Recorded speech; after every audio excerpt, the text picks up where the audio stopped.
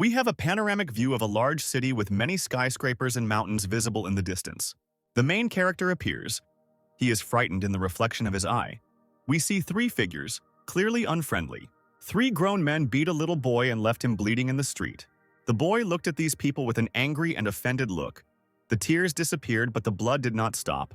The child is now grown up, but the fights in the alleys still remained with him, of course. Now he can fight back against his offenders. The man who swung the stick at him was the first to be punched in the face. Having beaten three men, our hero left them behind and walked out of the alley. Something happened that no one could have imagined. On January 1st, 2020, the world turned into a game. Dungeons suddenly began to appear everywhere and monsters came out of them. The monsters that appeared destroyed everything around them, so due to the destruction of the city, many people died. Divine beings called the Shining Ones also began to appear, and they passed on their power to a small group of people. This is how a small group of people gained their abilities, and only they could destroy dungeons. People believed that players with special powers could save the world. But the players, taking advantage of this chaos, were only busy satisfying their own selfish goals. There were many rumors among people about the approaching end of the world. But for our hero, the world remained the same place in which he does not trust anyone. He also received abilities, and among the other players, he met someone he began to trust. Lach was one of the original 7 players, a warrior, the heir to the sacred light, and the strongest player in the entire world. He selflessly helped the weak, protecting them from monsters and saving the world. The guy is like a hero from the legend of King Arthur. All cool. After killing another monster, the guy turned to the team and said with a serious look that he would destroy the very last boss in this game. Our protagonist looks at Lach with admiration when he says that he will put an end to this game. Looking straight into the hero's eyes, he said that he intended to put this world to sleep. The hero, who had seen the last scumbag since childhood, was clearly delighted by the boy's nobility. The brave men who wanted to save the world gathered around Lach one after another, just like our character. He fought bravely with the monsters along with everyone else, even though he said he hated this world. For the first time in his life, the guy met people he could trust. He happily watched his comrades as they rested after another battle. For the first time, all the players came together for one purpose. The hero thought with a smile that now he had the power to change this world. Here they have reached the final battle that could change everything. Lach stood behind our hero and said that this battle could indeed be their last. Ken, that's the name of our hero, immediately understood what Lach meant and turned around to take out a knife. But before he could, Lach had already plunged his sword into him. He told him that if it weren't for him, they wouldn't have been able to achieve all this. Ken fell to his knees, sword in his chest, betrayed again, but this time by someone he trusted. He looked at Lach and asked angrily if he had planned all this from the beginning.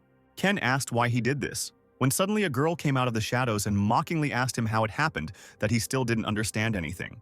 She continued that when the game ended, everything would disappear, their powers, items, and everything in general.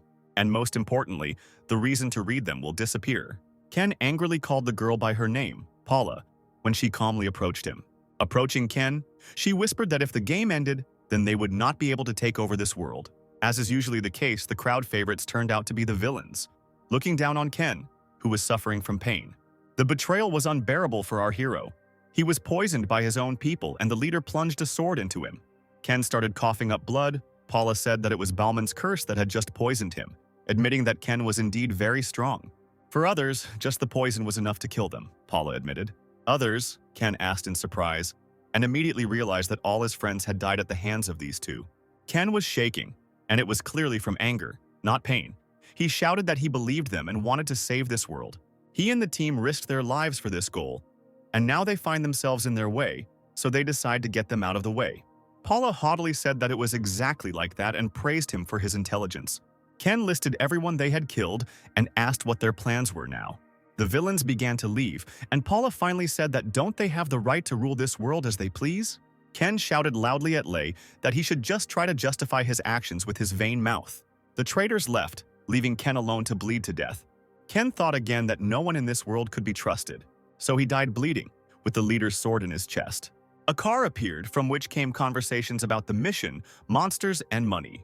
Our main character, who was just dead, suddenly opens his eyes and is now dressed in uniform.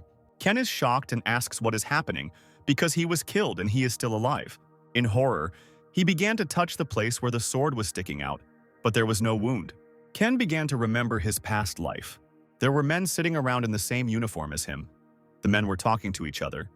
Then Ken thought that this could be a simple dream. The car in which the soldiers and Ken were sitting stopped abruptly. There was an accident on the road and the cars were surrounded by huge orcs. The driver, in horror, began to hit the car and shout that there was a crowd of orcs in front of them and called everyone to arms.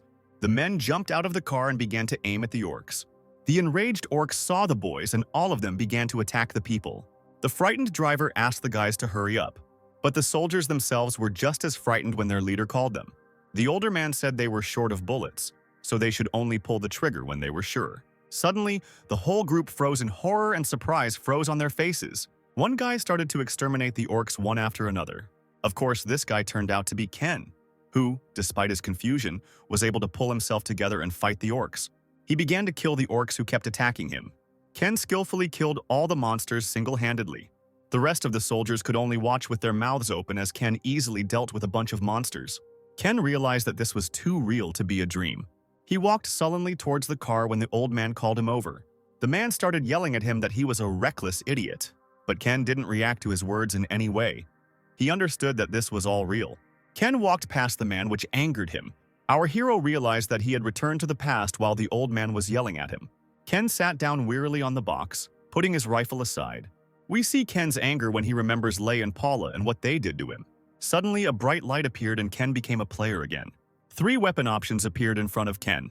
In the past, it was on this day that he became a player. But compared to the past, now the scoundrel has no choice. One of the 3 options caught his attention. It was a representative of the dark world. Roles give you the ability to control different types of curses, or, using dead monsters as material, create a dark army. Unlike other roles, this one gave her cheating abilities. Therefore, one player could master all the skills. John George, the so-called King of the Immortals, was the most powerful player who received the favor of the Dark World representative and all the abilities. If Lei was a hero, we know he wasn't, then John was a monster. And in order to find this monster, our Ken will do everything he can. Now he will become a monster who will fight with the hero. A commercial organization for uniting players. Of all of them, the Phoenix Guild was able to obtain money and power in any way. And so it became the second guild in the country. Compared to the corruption in the Phoenix Guild, the Messiah Guild looks even more ideal. At the Phoenix Guild headquarters, a man presents a contract to join the Phoenix Guild. Ken sits at the table and reads the contract. The man informs that each clearing of the dungeon entails additional costs. Reading the documents, Ken realized that this was not enough to buy the item, but there was most likely no other choice. Ken immediately asked the man how he could prove his qualifications as a player. After all, only the player himself can see the status window, and there is no way for others to see it. At this, the man grinned and began to take something out of his pocket. He took out 5 envelopes and laid them out on the table. These were the unique skill pages of the representatives of the Dark World, and told Ken to choose one of the papers. The man said that if he was a player, he could check everything with his own eyes. One of the envelopes caught Ken's attention. Hemotoxin is blood poisoning, a representative of the Dark World, level 1 and above. This skill turns blood into a powerful poison that is very difficult to resist. The skill itself is very simple, but with the golem's blood the effect increases, so it's a very useful ability. Ken confidently chose this ability and tore open the envelope. After tearing this envelope, a bright light immediately appeared and the man looked at Ken in surprise. The girl asked the boy why Ken was chosen as a bloodhound. She said that the role was completely unsuitable for him. To this, the man replied that among the entire guild his character was the most dog-like, which surprised the girl. The man continued that if he spent enough time with him, she would understand what a bad character he had. While they were gossiping about Ken right behind his back, he shouted that someone was approaching. He ordered everyone to prepare for battle. Ken woke up. Despite being revived, he still has dreams about his past life. He thought that if he had gone back in time, they might still be alive, and we were now being shown a sports park. In the underground parking lot next to luxury cars, there was a group. The girl said pitifully that today was their first hunt, and that they could simply trust Daniel. Daniel said this was his 4th lead, so they could just trust and follow him. The man asked the guys when the last participant would arrive. Everyone turned around when they heard a car coming, a small yellow and old car. The blonde said that this was his first time, but he was so slow, and that this newbie needed to become more disciplined. The car stopped and a guy got out of it. His face was not visible because of the hood. The girl supported the blonde and said that the guy should be grateful that they allowed him to join them, and pointed out the poor condition of the car. Another man said that since he was dressed like that, It meant that he hadn't even received the guild equipment. It seems that on his first operation, the guy decided to focus on survival, and all 4 of them turned away. Daniel said that they needed to pretend that they were missing one member and that he had a new weapon. While the whole group was chatting happily, a new guy was walking behind. "The brief briefing on the dungeon is over. The main thing is to remember the goal and conditions," said the guy in the suit. The guy said that if they had any questions or if anyone wanted to refuse, they should say so now, and asked to check the inventory. Instead of checking, they, like complete fools, laughed and joked. Ken sat opposite, nervously tapping the table. He thought that he didn't know anyone here, which meant he wouldn't have to worry about them. The dungeon has opened and the entire group must enter it. The girl said in surprise that it was the first time she had seen a portal so close. She was the first to enter the portal and her clothes immediately changed. All 4 had already entered the portal and only Ken was still standing behind. The girl realized with delight that there was a completely different world in the portal. The archer was also surprised and said that he felt like he was in a game. The bald man responded to these words and said that this is now their reality. He ordered everyone to stay alert because everyone only had one life, but Ken ignored his words and stepped aside. Ken walked up to the trees and noticed claw marks. He immediately realized that there were a lot of goblins here. At that moment, Daniel came up to him and asked his name. He suggested that he explore the surrounding area while they set up camp. Ken readily agreed to his proposal. One of the participants said that he thought Ken would be clingy, but he was so easily taken in. The blonde laughed at Ken, saying that he didn't know how dangerous it could be there. The bald one said, "Everyone get ready for the hunt, because now the items will go only to them." He smiled. "Just like I do when I see that you, my dear YouTube viewer, subscribe to my channel and leave comments. I tried for you. Don't forget to like. Have a nice day, SSS rank viewer." Ken, of course, realized that they were trying to use him as bait, as he expected. Meanwhile, in the guild building, Paula comes out into the world with the same cold gaze. It turns out they have a council, and Paula decided to introduce a new participant for the mission. The player with the scar repeated her words about the new participant in surprise. In the dark room where all the participants have gathered, the door opens and we see the shadow of a man. The member with the scar is clearly not thrilled about the new member's arrival. A man walks into the office and introduces himself as Simon. But when he sees everyone, he recognizes each one and says that he doesn't need to introduce himself. He is greeted by Lei and praised for his ambition. The new member, ignoring Lei's words, immediately asks what he needs to do. For some reason, this angered the man with the scar, and he yelled that Simon didn't dare talk to the boss in such a tone. The other participants, who also recognized Simon, were unhappy with his appearance. The man stood up and said that it would be no problem for him to strangle him. But Simon lightly hits him on the arm and asks if they are all angry about last time. Apparently, Simon is right after all, judging by the participants' reactions. Lei shouted loudly, "Stop!" And everyone looked in his direction at once. And the huge giant immediately got scared and sat down on his chair. But looking at Simon, he promised himself that he would soon knock all his arrogance out of him. Paula asked everyone to get back to work and asked how much longer they would have to wait for the previously indicated work. Simon replied that if she was talking about searching for the location of the material, then 3 days. Let's get back to Ken, who is now in the tree examining the claw marks.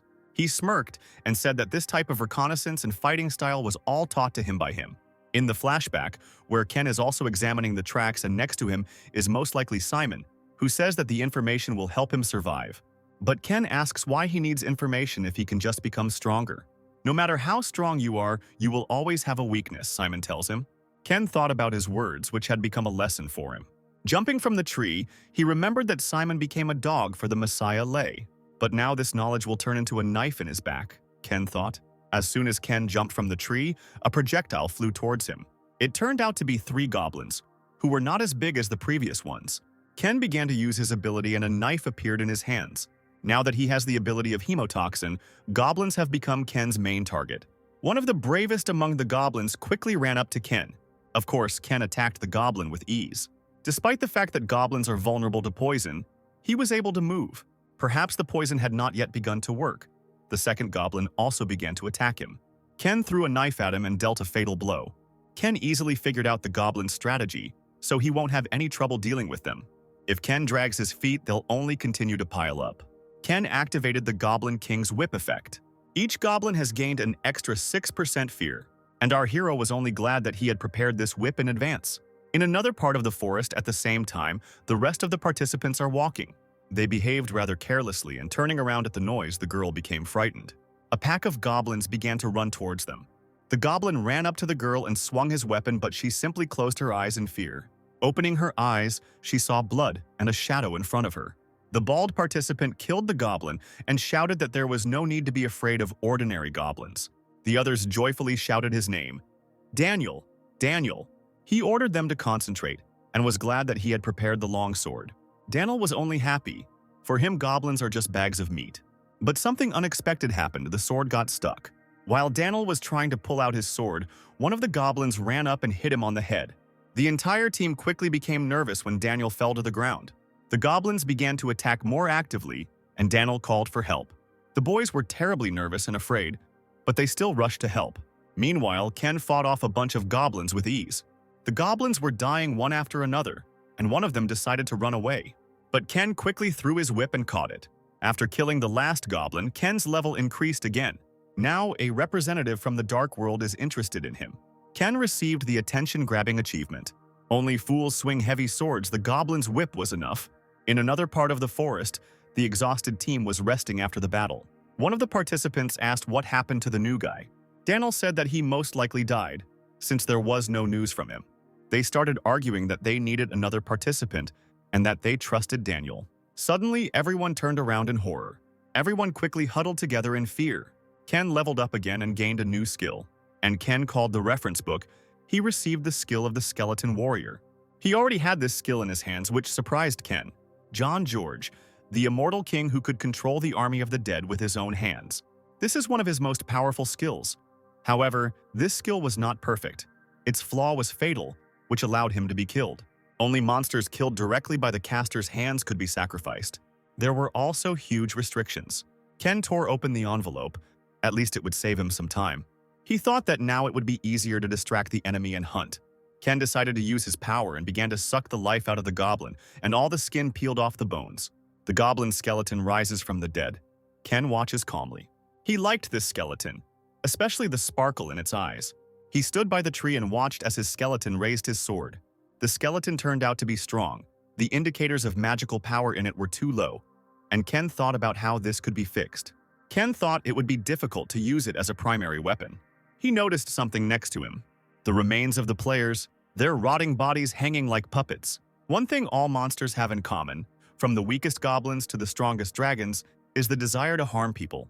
So there is no reason to be merciful to these monsters. It was already evening and the team was still alive. They made a fire and sat around it. Danil, with a bandage on his head, complained that they were just goblins. While the girl was crying, the archer asked Daniel what they should do now. The guy admits that they definitely underestimated this dungeon. But Daniel only thought that he couldn't just die like that. And he decided that it was worth it. No matter what, they had to win. This surprised his team, and they began to listen to him attentively. Daniel continued that although it was difficult, they could still try. However, the boy said that it was not his words that surprised him. And Daniel, in fear, asked him what he was talking about. The blonde said that there was something above his head, and everyone looked in that direction. Level up, everyone is shocked, because Daniel is not even in battle. The level only increases when someone on the team fights. At that moment, everyone realized that the newcomer was still alive and continuing to fight. Ken walked up to a large pile of trunks with his dead goblin. He decided to use the most effective way to kill the crowd of goblins. He lit a torch and threw it into a huge fire. The goblins saw and smelled the smoke and ran in that direction. They became noticeably nervous. Some even began to choke. Ken stood by a huge fire that was burning hotter and hotter. Suddenly, the maddened goblins literally jumped into this fire. This only amused Ken, and he said that this way he could bury the dead players with the goblins. A new level immediately came to Ken, and the representative of the Dark World was pleased with his cruelty. But Ken is upset. He wanted to see at least his face. Maybe he's just hiding somewhere. Ken was already starting to leave when suddenly a huge monster burst out from under the ground. Although the skeleton was terribly scared, Ken was only happy. Ken was pleased that this monster showed him himself. The goblin was huge and looked scarier. Before the guild intervened, millions of newbies died in this dungeon. In the first level goblin dungeon, meeting the hidden goblin king is tantamount to meeting death. However, Ken decided that he would not allow this monster to continue taking lives. The skeleton saw Ken take out his sword and stepped forward. Ken noticed this and thought that the skeleton was already raring to fight. Ken liked his enthusiasm and looked at him approvingly. Even his look changed. Ken himself walked over to the tree, and the skeleton took up the sword and prepared to fight.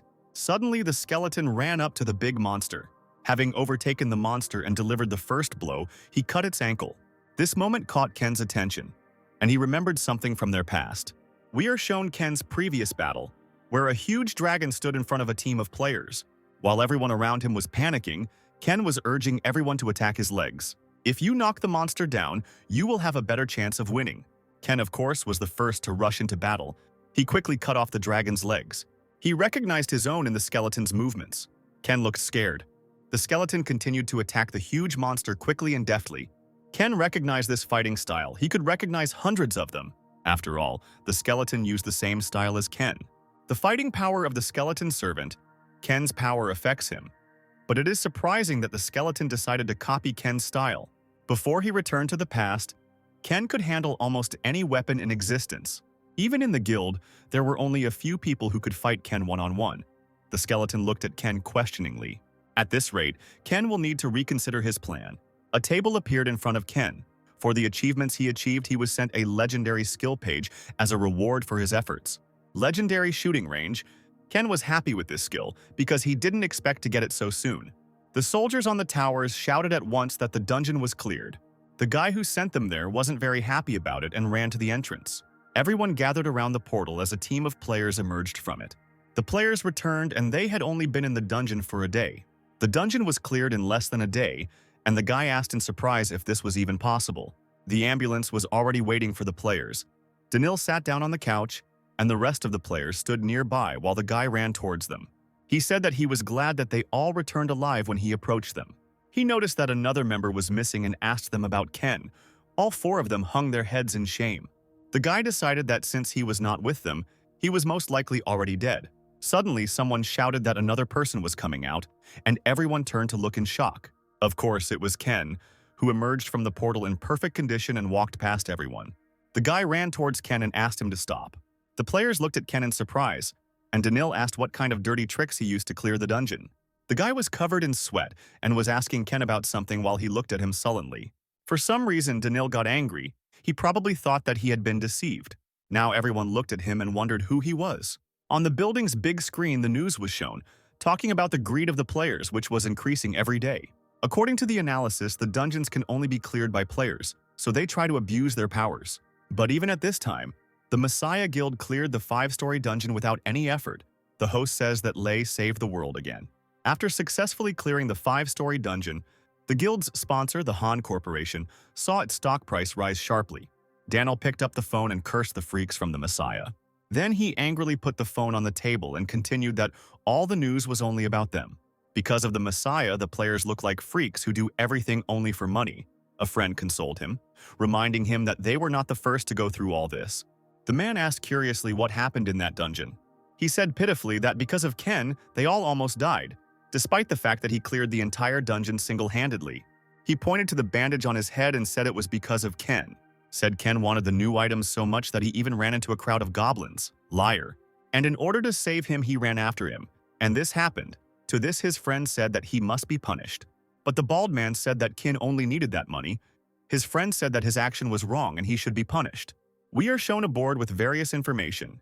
Ken decided not to meet with Lay this time. He decided to become stronger so that Lay would become interested in him. Ken tore off a piece of paper and decided to start from the most forgotten corner of his life. In the building, Kenna was sitting in an office with two men who were talking about a rumor that was spreading throughout the guild. But Ken said he hadn't heard any rumors and that he just wanted to make some money. The man looked at Ken seriously and said that money was certainly important, but he needed to worry about his life. He said that if he needed money so much, the guild could lend it to him. But Ken stopped him and asked him to simply name the date of the mission. The rumors even made Ken happy because now he could go to all the battles alone. The second man said that the rumors about Ken were probably true, but his boss said that rumors were just rumors and asked what level the dungeon he wanted to go to was. Recently, a group went there and was killed. Since then, no one has applied for a whole month. The man asked whose team died in that dungeon, and it turned out that they were Rising Stars. Then he became worried that Ken was going to get into a dungeon that the experts had not mastered. He decided that Ken would not live long at this rate. At that moment, Ken received a notification. The man said that they should support him to some extent, just in case. Ken, with a smirk on his face, said that in order to kill the hero, he needs to make friends with the villain. As soon as Ken got out of the car, a man ran up to him and asked if he was Ken. All in a sweat, he asked if it was true that he came alone. He thought that Ken probably couldn't find partners because he was greedy for money. Ken was looking at him so sullenly. The man suggested going straight to the dungeon. He kept looking at him like he was crazy because Ken was going to go through the dungeon alone. Ken finally entered the dungeon through the portal. Clearing the dungeon is impossible according to his level if he goes through it alone. As soon as he pulled out his sword, a huge orc pounced on him. Ken skillfully jumped back just before the orc's blow. This is a normal orc, but his skin is thicker. Ken's attack left only a small scratch. And with such orc strength, Ken will die in one hit. Ken thought it would be great if he could kill him by summoning him as a skeleton warrior. Then he would have a chance to clear the dungeon alone. Ken quickly and deftly continued to attack the huge orc's legs over and over again. Orca was left without legs. He fell straight to the ground. Ken raised his sword and said that a predator without legs is no longer scary. An office appears in which two men are sitting on sofas. One of them reads the piece of paper with a smile, and the blonde asks what he is staring at. He throws a sheet of paper on the table and invites him to look at it since he is so curious. We see the profile of our main character, Ken. A newbie who recently awakened cleared the dungeon on his own. They say that he has now entered the second cave, and he is alone from the very beginning. The man thought that he was arrogant, for a person who just became a player. The blonde man, surprised by Ken, said that even he had difficulties in the beginning. He said that he was too naive to believe some piece of paper from an unknown source. While they were talking, a girl entered the office. The girl with the tray asked menacingly if there were any problems with her report, and the guy got a little scared. He started to make excuses and said that since she wrote it, the report seemed ideal to him, and asked flatteringly where she got all the information. She put the tray down on the table with a bang and said that it was her job to get accurate information. The man also praised the report because Secretary Lee had collected the information. As he continued to praise her for her work, he noticed 3 packets of instant coffee on the tray. The praise immediately disappeared and he began to scold her for the instant coffee, which he asked her not to buy anymore. She didn't even raise an eyebrow and calmly drank her coffee while he asked why she bought it. After finishing her coffee, she said that the coffee was left over from the meeting with the Phoenix Guild that took place last week. The anger immediately disappeared when he heard about the Phoenix Guild, and he began to praise this delicious coffee. Transforming into Buddha, he repeated again that if they could not trust Secretary Lee, then who else in the whole world could they trust? The guy looked at the man with almost contempt. After finishing his coffee, he asked Secretary Lee how things were going with the purchase of the dungeon. There were some good dungeons, but the price was too high, so she kept looking. The guy was surprised to hear about the purchase of a new dungeon and asked what happened to the old ones. His eyes lit up and he said that every time he entered them, the dungeons ended. The blonde asked what he was hinting at, since he had just returned from the dungeon yesterday. He continued by saying that he deserved to rest, but the bald man said that if he rested too often, he could get sick, so he was taking care of him in this way. Let's get back to our hero, who was able to turn that huge orc into a skeleton. Ken sat quietly on the orc's corpse and watched the battle. Due to the low skill level, the orc's durability was rather weak, so he died quickly. But Ken did not give up, and jumping off the orc, he remembered the words of John George, the king of the immortals, with whom he fought in his past life. Ken summoned another giant skeleton. With a smile on his face, he said that as long as his magical power allowed, he would have the same number of skeleton warriors. How many victims fell on this battlefield? The orcs clearly didn't expect this. And off it went. First his level increased, then all the points increased. Then the skill reached the second level. But Ken was not satisfied with this. It is more difficult to level up in this dungeon. He decided to stop fighting with ordinary orcs and find an orc hunter.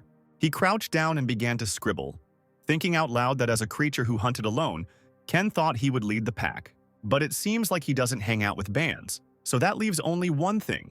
While Ken was drawing, a skeleton orc approached him, and Ken looked at it in surprise. Maybe the orc knows something, that's why he's watching so closely. But Ken ignored this and began to wonder where the hunter was. The orc wrote funny and looked at Ken's scribbles, and he thought that if a hunter was in this place, then there would be no useful monsters there that could be used as sacrifices. He stood up and set off on his journey with the skeleton warrior. When Ken left, a huge orc appeared from somewhere, dragging another half-meter orc. We see an orc sitting around the corpses. He is probably the main one in this dungeon. While the chief orc was eating, Ken appeared behind him.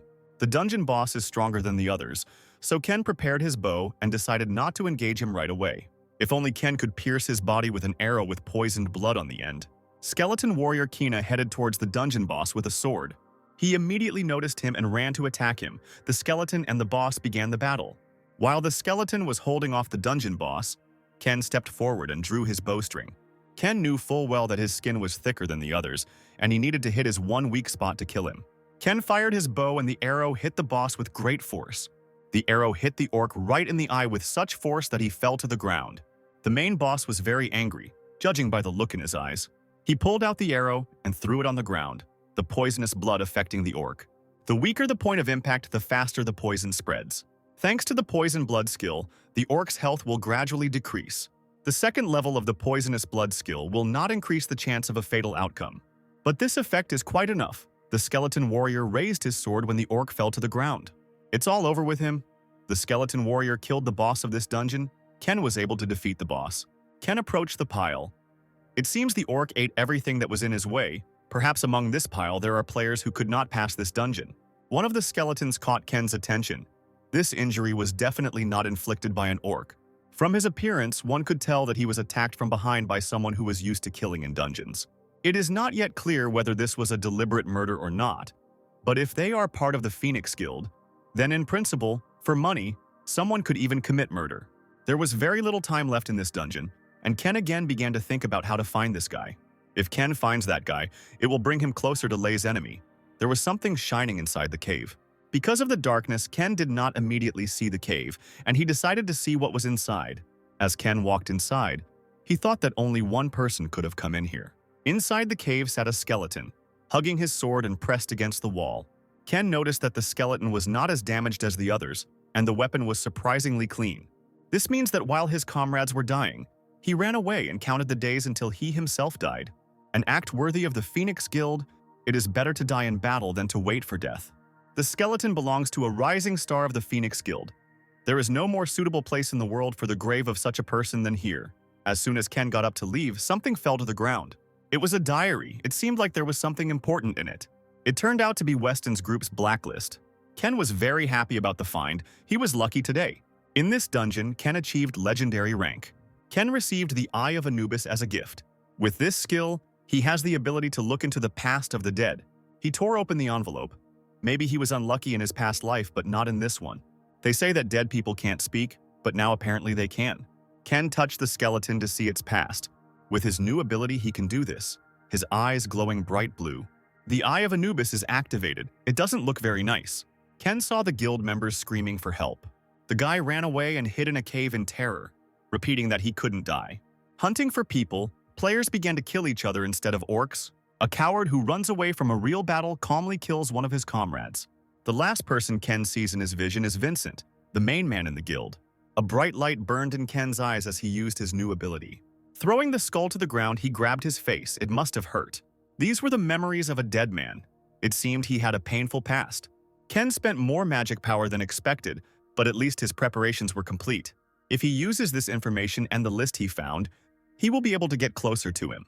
And now, it doesn't matter how careful he can be. Inside the house, the man is beaten and accused of allowing another player to take over the dungeon. The man, beaten, asks for forgiveness and promises that he will take care of him just in case. The man at the table with the newspaper replies that the dungeon he was able to deal with was cleared out by some newbie, and that he does not dare ask for forgiveness. The girl standing next to him turned out to be a secretary. She apologized and promised to start doing the task. The man was dragged out of the office, continuing to ask for another chance and begging not to kill him. But it seems that the suffering of others does not bother this man. He continued to read the newspaper about a newbie who single-handedly dealt with an entire dungeon. Without looking up from his newspaper, he asked his secretary if he had a bad reputation, to which she replied in the affirmative. In the first dungeon, he abandoned his companions. There are also rumors that he kept all the reward for himself, although this is not confirmed. Whether this is true or not doesn't matter. But if this continues, it will be difficult to move forward with him.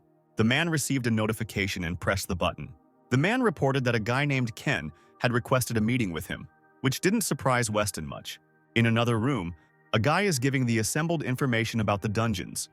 3 guilds, including Weston, are currently vying for the remaining 20 spots.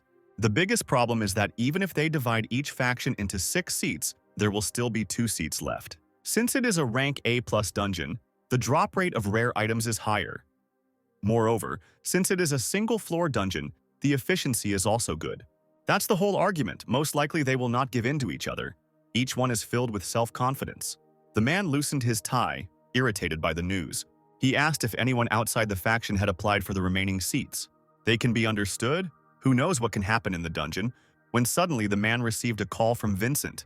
The situation is already quite complicated, and now Vincent himself is calling. The man picked up the phone and was very surprised to hear something. He rose from his chair shouting Ken's name. Apparently something had happened. Ken's name was mentioned again. The man ended the call and said he would call him later. The worker asked the boss what happened, and he replied that Ken wanted to take the remaining 2 seats without the knowledge of the other factions. Now the man was convinced that the rumors that Ken always walked alone were true. It's possible that Ken is being used for the dungeon and then disposed of, or that he is now part of Vincent's group. But factions may start fighting over the spot. So Vincent said he would give in to other factions if they put Ken in. Vincent is an amazing strategist, and now he has an ace hidden away called Ken.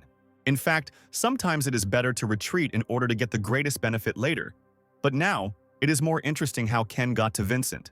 In Vincent's office at the same time, the secretary asked why he accepted Ken's application. On the table lay the diary that Ken had found in the dungeon. Vincent was glad that he had brought him this diary.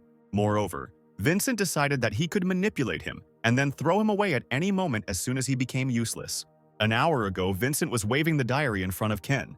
He asked Ken if he knew what it was, and Ken was taken away to look at the contents of the diary. Vincent thought that Ken came to him here to blackmail him and get money. But Ken immediately replied that he came here with an offer, not blackmail. Ken continued that everyone was talking about A+ rank dungeons and he wanted to go there, which surprised Vincent greatly. This amused Vincent and he burst out laughing, saying that Ken was funny. But then he became serious and asked if he understood what kind of dungeon it was to tell him such a thing. Ken calmly replied that he knew that 2 factions, the Phoenix and the Messiah, were fighting for this dungeon because there was a limited number of places in it. "A man who knows this wants to go there," asked Vincent. With a creepy smile, Vincent accepted Ken's arrangements, but on one condition. A university appears before us. Ken stood behind everyone and listened to the man who was talking about the dungeon. There are at least more than 1,000 orcs in this dungeon. Ken listened to him and remembered that he had survived the previous attacks. There were about 70 people in that battle, and half of them died. Everyone in the hall listened attentively to the lecture. The hall was filled with only elite players from each guild. So considering this, it couldn't be said that all the deaths were caused by fighting monsters alone. Ken was forced to turn a blind eye to this due to lack of evidence. There is a high chance that the murders occurred among players, because it would be a good opportunity to get rid of rivals and steal items. Also, in this dungeon, the reward for killing the Doom Warrior is the Fang of the Doom of the clan. In the end, the prize was given to the Messiah Guild for their enormous contribution. Ken didn't know anything, but thinking about it now, he realizes it was very strange. This Lay, perhaps at that time he was already thinking about corruption. Even if Lay was behind this incident, there was a possibility that the Messiah Guild had nothing to do with it. Instead, they could plant spies in other guilds. If Ken had to predict their next move based on his memories. All players have gathered at the portal to enter the dungeon right now. The guilds gathered together. There was the Lion, Skull, Phoenix, and Messiah Guild. Among them was Ken. Ken entered the portal first. He decided to rip the orc's fang right out of his hands. So many people have gathered in this dungeon that they cannot find their own partners. Guild leader Messiah ordered everyone to line up. The other players were surprised by their coherence and said that it was not for nothing that they were praised so much. But one of the players said that the fact that they were the first to gather doesn't mean anything, because there are thousands of orcs there. And indeed, as soon as he said about the orcs, one large orc came out of the forest. A player from the Messiah Guild stepped forward and said that his guild would deal with him. The orc ran up to the player and hit him with all his might, but the player pulled out his shield in time. This did not impress the player, and he arrogantly asked if this was all he could do. Another player from the same guild began to use her abilities. Skill of the Lord of the Source of Wisdom. Containment succeeded. The 2 of them began to fight this huge monster together. In another part of the forest, the orcs' cries could be heard from another guild. Everyone thought it was an earthquake, the scream was so loud, but their guild leader pointed to the forest and said that there was something there. Suddenly, a group of orcs jumped out of the forest and immediately began to attack them. The orcs rushed forward, sweeping away everyone in their path. The mages began to use their abilities and delayed these orcs. The time has come, all players have started fighting. The swordsman dealt fatal blows to the large orcs. While the others were fighting the orcs, Ken sat in a tree, realizing that no one would notice his absence, and he decided it was time for his plan. He watched the battle and decided that the enemies would not be able to push the players back. You should take advantage of the situation and determine the location of the orc warrior. The task is to get rid of an orc warrior and 1,000 more orcs. Guilds will first try to reduce the number of orcs to minimize losses, and after the destruction of 1,000 orcs, they will begin to look for the orc warrior. Before that moment, Ken must have time to get the fang of the orc warrior. We are shown an army of orcs, and on the throne sits an orc warrior, and one wounded orc comes to him. The main orc has the very same fang that Ken is hunting hanging around his neck. The wounded orc who came to the army had his head cut off and it flew to the side. The chief orc rose from his throne and raised his axe in a sign of war. The entire orc army turned and headed towards battle. Ken watched them from a high cliff. It turned out that the orc was killed for running away from the battle. He looked at the main orc warrior and noticed that he was stronger than those he had fought before, but he sent his minions to fight and was left alone. Luck was on Ken's side. While the rest are fighting on the front lines, he sits on his throne. Ken can get close to the orc warrior and strike first. The leader of one of the guilds said that the orcs were not that difficult to fight, and they needed to move on. He thought that there were fewer orcs here than he expected. The main forces were probably elsewhere. A player from his team approached him and reported that many orcs were heading their way. There are approximately 900 to 1,000 orcs heading their way. Apparently, this is their main force. Their master ordered that this should be stopped today, and that they needed more equipment to move against the main force of the orc army. But the crowd that stood nearby sent them away. One of the leaders of the Lion Guild team told them that he was not their dog. He ordered his to continue the attack. Many orcs are heading this way despite the competition between guilds. They should work together. Altogether, they will die in this dungeon if they start arguing with each other, said the leader of the group, the Messiah. However, that guy started to mock and said why they were so unsure of their abilities, and he added that they should not have come to the dungeon at all. The Lion Guild, laughing, went into the forest, while the Messiah Guild remained in place. The master of the Messiah ordered to find a safe place to rest and prepare for the next battle. Meanwhile, Ken summoned 2 skeletons and headed towards the main orc. The evil orc rose from his throne and walked towards him. Ken stood next to the skeletons and prepared his bow. The main orc of the dungeon activated his orc warrior fang. He swung his axe as 2 huge skeletons ran towards him. Ken was slightly puzzled when he saw the abilities of the main orc. A fierce battle began. The skeletons near the dungeon boss looked small. Ken noticed this and realized that the skeletons would not last long, and he prepared his bow. There is only one chance to kill the main orc. He decided to attack now while the last skeleton was distracting him. While the orc was fighting the skeleton, Ken fired an arrow, but the orc boss dodged the shot. Ken clearly didn't expect this, and it seems he is now in great danger. This chief orc turned out to be stronger than Ken thought. The skeleton warrior's sword broke at the most inopportune moment, and the chief orc swung his axe at the poor skeleton. Crash, and there is no skeleton of a warrior. Pieces flew everywhere, and Ken realized that it would not be so easy to win. So Ken decided to change his plan. Ken realized that it was useless to fight him while the fang was in his possession. His magical power is also insufficient, so it would be better to retreat. Ken turned around and started to run away, but for some reason the orc stood still. He turns his head. Apparently, he really doesn't intend to chase after him. It may be too much trouble for him to pursue a retreating enemy. In fact, this is even a plus because Ken can run away. But Ken thought that when he returned to him, he would regret not having killed him. As Ken slipped through the trees, several players below noticed him. The player thought that in addition to the Lion Guild, someone had fled from the battlefield. Another said that perhaps this guy had discovered the orc warrior before them. But their leader said that it was not certain whether he was returning back because he found the orc. They should not blindly believe him until they saw it with their own eyes.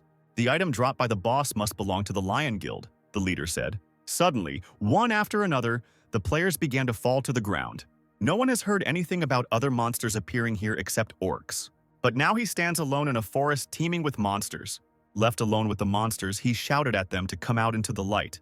And Ken had already reached the shelter that the other guilds had built. Ken thought to himself that it was a good thing there were no factions interested in him here. But the atmosphere around the shelter is strange, as if everyone is at a funeral. It turned out that the guess was not far from the truth. So many players died on the very first day. But something is wrong, even though only well-prepared soldiers have gathered here. A man approached the group and pointed out how terrible they looked. He sat down next to them and asked if there was any news about the other guilds. The man said that it seemed that the Lion Guild had suffered the greatest losses. One group had gone into the forest and disappeared there. They couldn't recognize the bodies of the dead because they were so badly mutilated after all. Orcs eat people. The group gathered around the fire and they talked among themselves. Ken sat and watched them.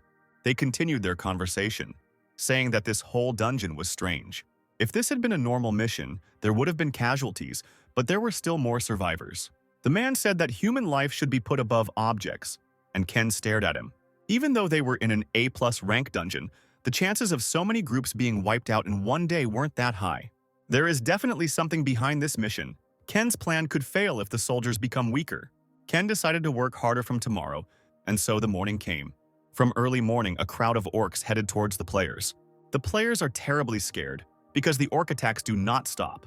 While one of the players was whining about his unenviable situation, the man told him to shut up and fight. Ken also woke up and he was already in another part of the forest. He opened his inventory and decided that this was his problem. He wouldn't be able to deliver a killing blow with these items. Using skeleton warriors as bait will no longer work. But it seems Ken had an idea. He thought that if skeletons can use a bow, here Ken came to the main boss of the dungeon again with a new plan. Ken noticed that the orc warrior was still not too excited when he saw Ken. Well, the second round of the battle will begin. The fang of the orc warrior has become active. The orc warrior rose from his throne and rushed at Ken as the arrow flew towards him. But he was able to notice the arrow earlier and raised his axe, thereby fighting off the arrow. The dungeon boss was attacked by two simple skeleton warriors with bows. As Ken thought, the skeleton warriors also know how to shoot a bow. Ken was pleased with this because everything was going exactly according to his plan.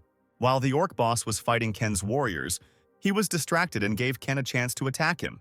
Ken took this chance and suddenly rushed down and tore the necklace of the dungeon boss, which had an orc fang on it. The fang fell from the orc warrior's neck straight into the hands of our hero. Ken received the orc lord's fang. The orc warrior's strength was weakened, and the orc warrior's strength was also reduced, as was his defense. The orc warrior became very angry, and as soon as he raised his axe, 2 arrows pierced him, and now the orc leader is poisoned by the toxin in his blood. Now Ken has this fang, and his attacks will finally be able to reach the orc leader. Fang of the Orc Lord, legendary level. This is the fang of an orc warrior. It carries tremendous power, available for use from level 2. Ken has earned the Orc Lord's Fang Owner achievement. Now there's only one thing left he needs to do. Obtain a weapon that can cut off an orc warrior's head. While the skeleton warriors distracted the dungeon boss in every possible way and injected toxin into his blood, Ken headed straight towards him. Ken deftly dodged the blows of the huge orc, and jumping on him, he plunged his sword into him. The orc warrior's blood was poisoned again. Ken noticed the axe that the orc warrior was using and seemed to have another idea. The axe flew from the hands of the orc warrior straight into the hands of the skeleton warrior. The skeleton warrior held this axe. It should be the perfect weapon to cut off the dungeon boss's head. Far from this battle, one of the players stood on a tree, and hearing a scream, thought that such a scream was made by an unusual orc. He realized that someone was fighting the rock warrior and headed there. The player decided that he needed to quickly figure out the situation and report to the guild as soon as possible. The guy ran to the battle site and saw 2 summoned skeleton warriors and 1 player. There is no sense of other players, meaning he is fighting the orc champion alone. Seeing that he was fighting alone, he decided to report it to the guild right away. The guy quickly ran back into the forest. But as soon as the guy started running back to the camp, an arrow flew at him. The guy fell to the ground and began to look around in the hope of seeing who had shot him. He realized that perhaps Ken had noticed him, and thus decided to hint that he should keep quiet and not tell anyone who killed the main orc. Suddenly, a guy appeared in front of this guy. He was glowing bright blue. The guy turned out to be from the Skull Guild. He swung his sword and killed the player. The stranger took out a diary and crossed out the guy, and said that there were only 5 people left. He said that the orc fight can be better when there is another player killed during that fight. Another guy was sitting in a tree and ordered his partner that half of the items from this guy belonged to the guild, so he should divide them. The killer asked his partner in the tree if he was really going to kill that guy. He replied that he was not on the list, but he was going to get rid of him and collect the reward if the opportunity presented itself. But the guy said he was a monster going up against an orc champion alone. I think they were talking about Arken. After the battle, he will be very tired, and then getting rid of him will be as easy as taking candy from a child, said the guy in the mask. Having finished speaking, the guy disappeared from the forest, leaving the killer alone. The guy started dragging the body of the dead player and decided to throw it to the orcs to get rid of the evidence. It turned out that all this time, When these two were discussing their affairs, Ken was nearby and listened to their entire conversation. Meanwhile, the players finished the battles with the orcs. They were glad that the battle went faster than they thought. The player master agreed that they could finish quickly, but added that from now on, they would not be overzealous and would return to the rear at the first opportunity. He thought that the infantry was almost done hunting, that by tomorrow everyone would be preparing for the attack on the orc champion, and that they should prepare for the main event. It seems no one knows about Ken and his victory. At that moment, the glow appeared. Everyone had a look of shock on their faces when they read that the orc champion had been defeated. It's funny how everyone started going crazy and wondering who killed the main orc of the dungeon. One of the players wondered who could have done this, since the main groups of each guild were supposed to be busy fighting the orcs. The player decided that the missing people from the Lions Guild were still alive, and that they were the ones who did this. But his master was not sure about this, as he thought that the people from this guild were bluffing. While everyone was arguing and guessing, Ken's skeleton warrior killed the orc champion, and Ken's level was increased. Ken was given a catalog as a reward, and Ken hoped that there would be something useful in it. He came across a Grim Reaper book, a skill rank ebook that contains the power of Osiris and can store 5 living dead. This book is something like an inventory in which you can store the living dead. Weakened spirits sealed in the book will help to obtain the power of Osiris and increase his abilities by 5%. Ken decided to try to save the dead man and see how everything would look. He decided to secure this orc skeleton that helped him kill the main orc in this dungeon. Now, there would be no need to use his hands to deal damaging blows to the monsters. Instead, he decided to summon skeleton soldiers as soon as he entered the dungeon. Ken looks pleased. And indeed, with this book, the main drawback of the skill of summoning skeleton soldiers disappears. In the forest, the master of one guild could not calm down and ran to the orc champion, while his subordinates tried to stop him. He yelled at him that he needed to at least see what happened so he could come up with an explanation. To tell the true story to Vincent when they get out of this dungeon, everyone immediately remembered how formidable Vincent could be and got scared. The Skull Guild players hid behind the trees. They were unhappy that the orc champion was defeated so quickly. They decided to change the plan and leave Ken alone, and thought that they needed to get rid of the remaining targets first. And then one of them remembered the new guy who was supposed to restore order and asked where he had gone. The guy with purple hair said that he ordered him to follow him immediately as soon as he finished. The chief of them said that if their identities were revealed, their superiors here would be very concerned, and that if the worst-case scenario developed, they should be prepared to commit suicide.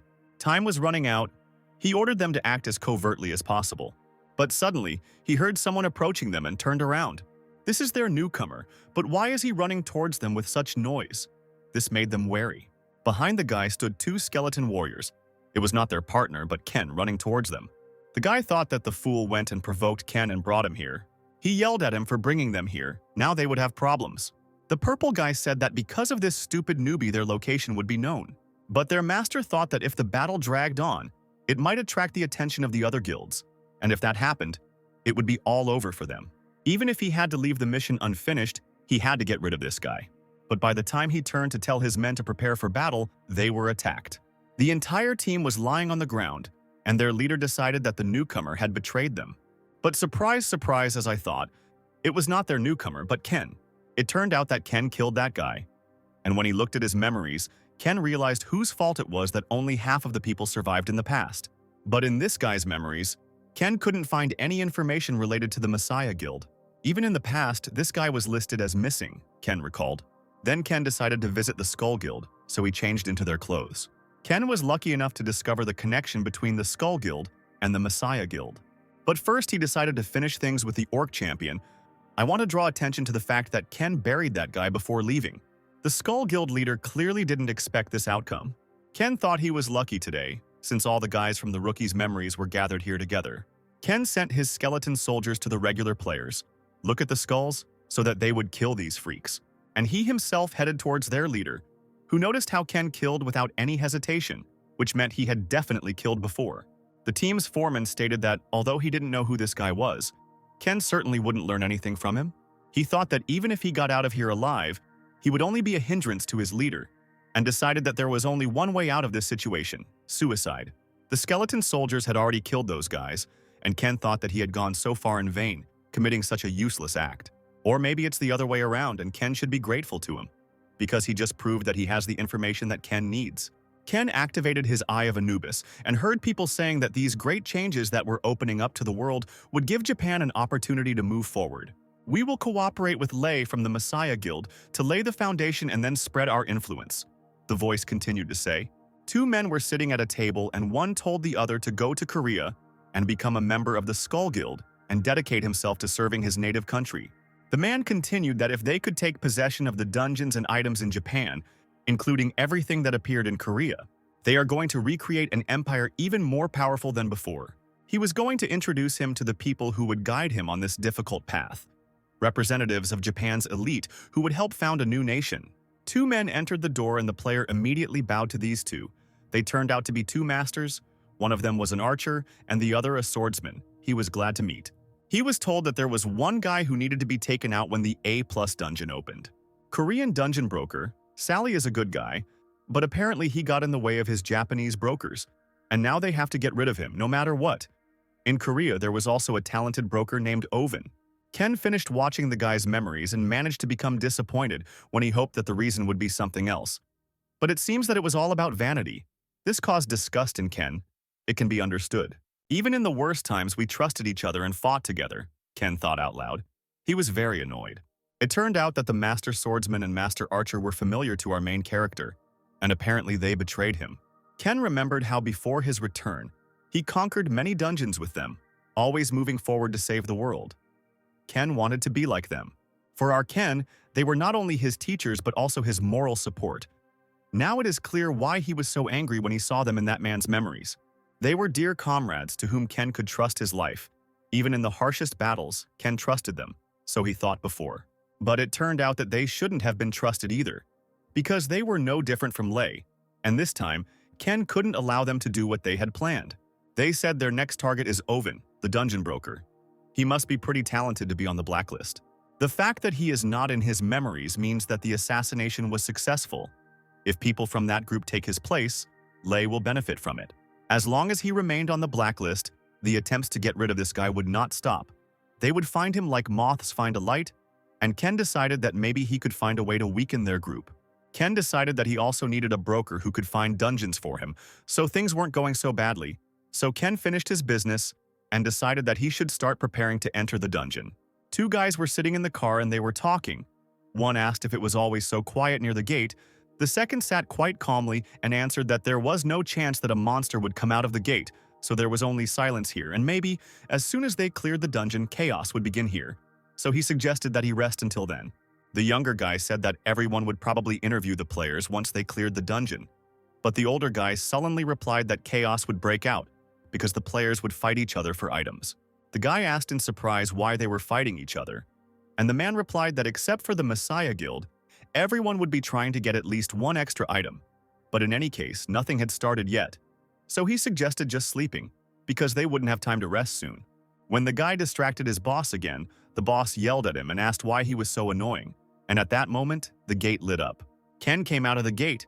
He was all beaten up and bleeding. He could barely walk towards the entrance. Ken fell to his knees as doctors ran up to him, dragging a couch with them, while the journalists were just taking their photos. Poor Ken fell to the ground, exhausted from the battle. The man shouted that the players were about to start coming out of the gate and asked them to carry the stretcher quickly. The situation turned out to be worse than they expected. The factions began to argue among themselves, accusing each other of betrayal. While journalists were filming all this, articles about the Skull Guild began to appear on the internet.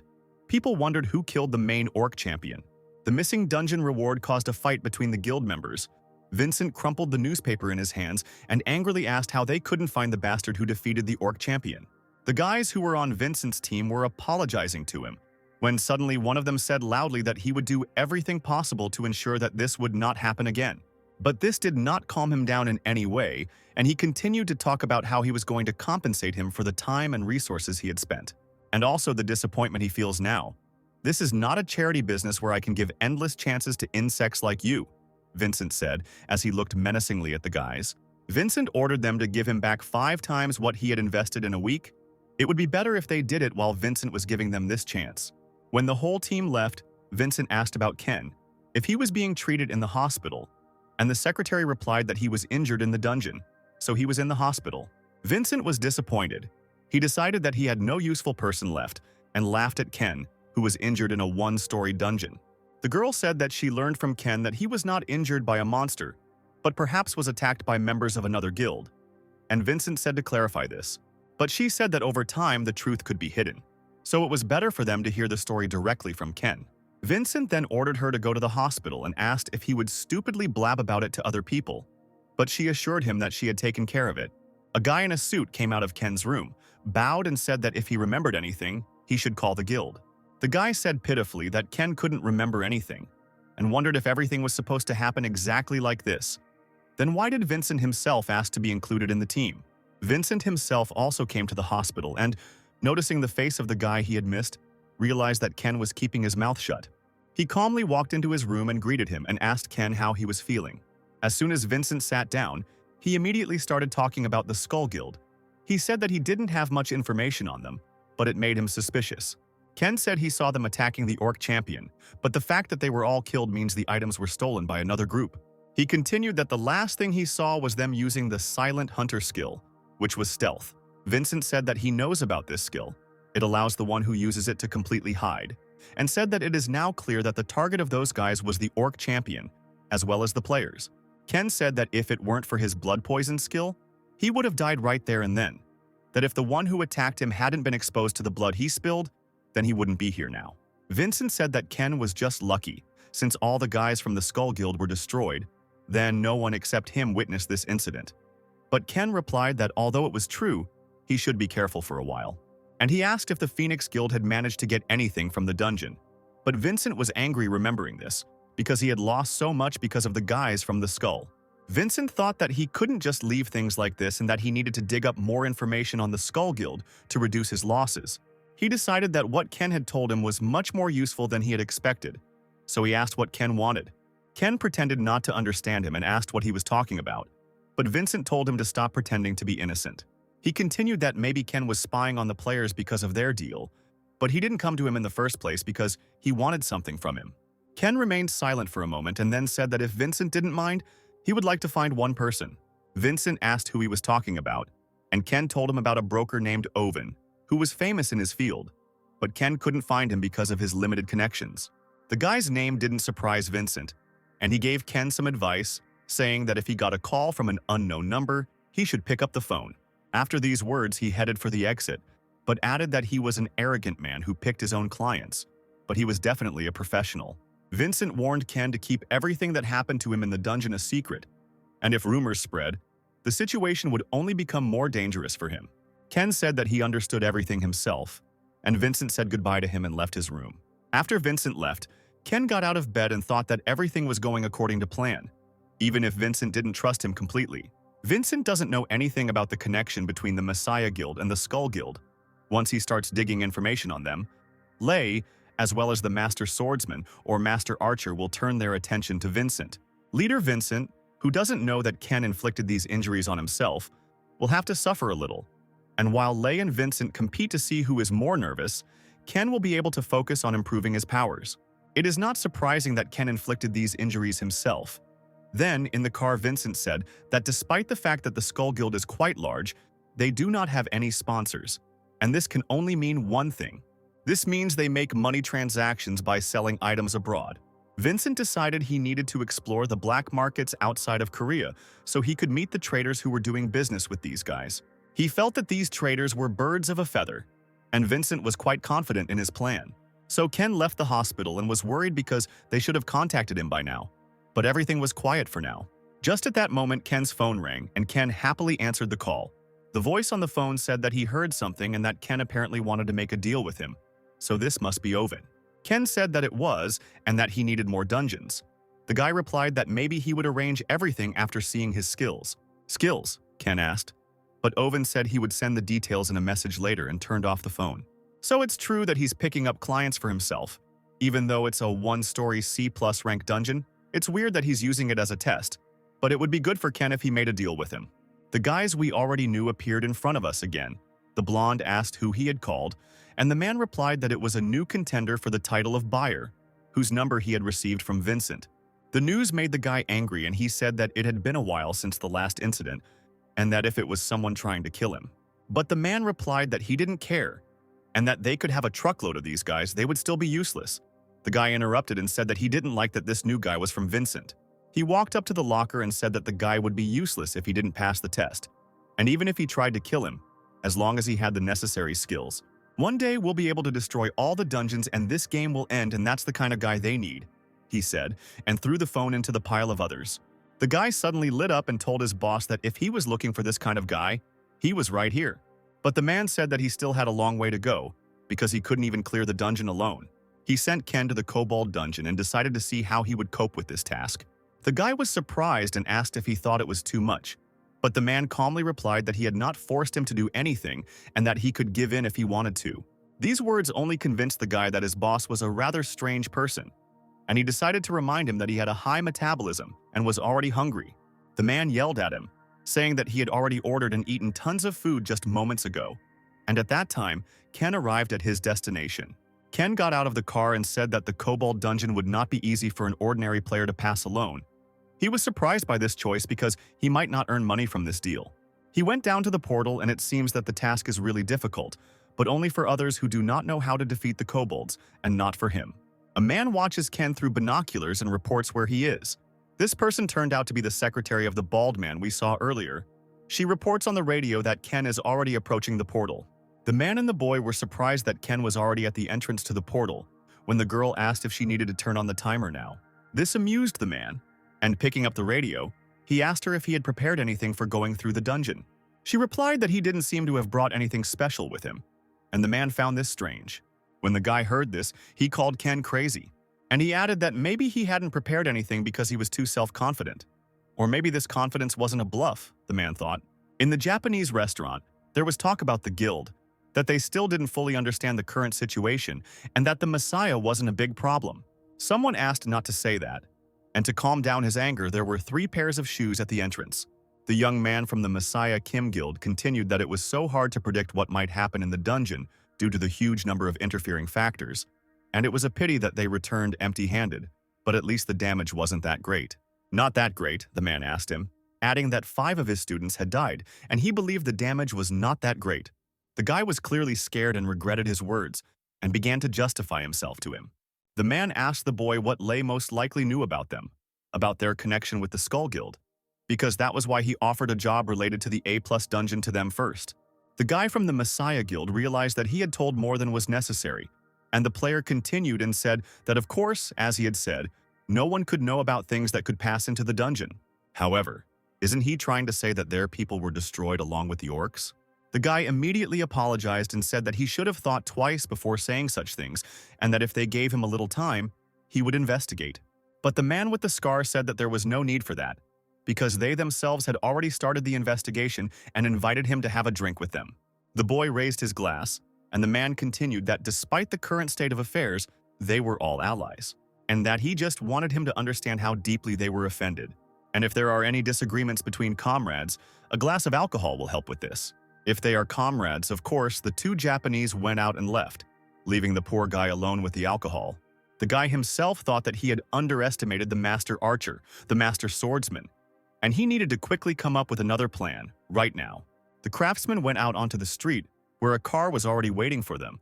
One of them received a call and he was talking on the phone about the losses on their side. He was informed that the rules on the murder list were not connected with this in any way, which meant that it was done by someone with not the best skills. The Phoenix Guild is their next target, and they are the only ones left. And if it wasn't someone from the list of victims who could have hidden their powers intentionally, then it was probably done by another faction that they don't know anything about yet. Not far from the Cobalt dungeon, 2 men were talking about the players who entered the portal. One of them said that he hadn't seen any sane players and that this guy would die pretty soon, which would probably activate the gate again. After all, he went there alone and was unlikely to survive. When the man said so, the portal behind him lit up brightly. The second thought that his elder was right when he saw the same light, but his elder said that this happens when the portal is cleared. Taking up his binoculars, he shouted that this was not a dungeon that could be cleared even by a whole crowd when his partner distracted him. He got angry and said that they needed to find the guy who cleared out this dungeon, but it seems he has already been found. Having finished with the portal, Ken got into the car and drove away from there. This angered the man, and he started shouting that since they had taken money from him, they should do their job and catch the guy. He continued to yell at them for their incompetence when his secretary called him. She told him that she didn't pay them, and that he himself said that they were from his hometown, and they came to help him. He probably feels very awkward now. And she added that instead of payment, he said he would take them out for a few drinks. Embarrassed by the situation, he said that he had decided to quit drinking from that day on. The girl was about to leave and told him that if this guy was Ken, then he shouldn't worry because he decided to work with them. The man thought about how coolly she answered, but he remembered that it was around this time that he first met her. While he was thinking about this, a blonde man with a large bag entered the office and said that he offered Secretary Lee a snack. But she simply ignored him and left. The man replied that what was more important was that Ken had completed the task in half a day and met his expectations. Looking up, he saw what a huge bag the guy was carrying with him and yelled at him for his recklessness. Meanwhile in the car, Ken was driving after clearing the dungeon. He looked fine, which meant he wasn't injured. When he first came out of the portal, there was a radio and a note on his car. Ken was surprised by this. He wondered why he needed a portable radio, and whether they were going to make a deal with him or not. And in another part of the city, that guy from the guild was thinking how he was going to meet the master in such a state. Suddenly, someone called him on the phone, and upon learning the news, he rushed off somewhere in his car. At the restaurant, Vincent told someone that it would be great if they dealt with this quietly, as usual. The man replied that he understood everything and asked if Vincent had spoken to the person he was supposed to protect. But Vincent said that he would speak to him after this conversation. He said that he would tell his subordinates to be careful. Vincent asked him not to let the guy die. He would take care of the rest himself. A guy from the Messiah Guild overheard their conversation and became interested in how much Vincent knew about the Skull Guild. How a man approached him and said that he was also interested because Vincent was quite influential. He said that Vincent, under the guise of his business, said that he wanted to know more about the Skull Guild. The man said that it would be difficult for him to share information about the Skull Guild, even with him. And Vincent noted that he was more cautious than usual. And then he told him about the secret, about the guys from the Skull Guild who died in that A+ dungeon. Having learned the news, the guy became nervous and decided that he couldn't handle it alone, and that he would have problems if he reported it to the master. The guy asked him who Vincent was talking to now, and he replied that it was Charles and that Vincent often worked with him. Charles is a mercenary, unaffiliated with any guild, and can do whatever he's told as long as he gets paid. Vincent stood up and headed towards the exit, and Charles bowed after him. The guy thanked him for assisting the Messiah Guild and for providing information. But the guy had no intention of leaving and went down to Charles to talk to him. Charles was recognized by Call, a guy from the Messiah Guild. Call sat down opposite Charles and immediately got down to business, saying that he didn't know what they were talking about with Vincent, but he had a proposal for him. He started from afar, talking about something related to cooperation with the Messiah Guild. Charles was already getting nervous and asked what he meant, and asked him to speak more simply. Call said he was talking about a business that would bring him good profits, but he still didn't seem to understand. It seemed to take longer than he expected. Vincent sat down in his car and the secretary said that she managed to take over the public dungeon, as he told her to do. But this surprised her because he usually does not use other methods. She asked if it wouldn't complicate things if they intervened directly. Vincent replied that the Chatter Guild should take action since he had caused so much noise. Now that the location and supporting actors had been chosen, the stage had to be set for the main character. With these words, Vincent called Ken. Call was left alone in the restaurant, and, wondering what Vincent was planning, he began to nervously bite his nail. Charles told him that 5 of them, including Charles, he asked to protect this man. He must be an important guy. Call decided to check the member's name on the list for the A+ rank dungeon. But there was no way he would go against the Skull Guild veterans alone, he thought. He thought it was too obvious a bait, and he didn't know whether he should hang on to it or not. And the next morning, Ken's car pulled up to the house. Ken said over the radio that he had definitely passed the test, and the voice over the radio confirmed this, adding that he had passed faster than he thought and asked why he had hidden his true skills. Not suspecting him of anything but pure curiosity, Ken replied that he showed his skills only because they asked him to. The voice said that since he wanted to buy a dungeon, he put the list of dungeons he had managed to protect in the 19th slot on the station. He offered to look over the list and if he needed anything to contact them, but Ken said he had a few things to do, so he would call them in a few days. The man said he was ready to wait. The guy was also sitting in the office.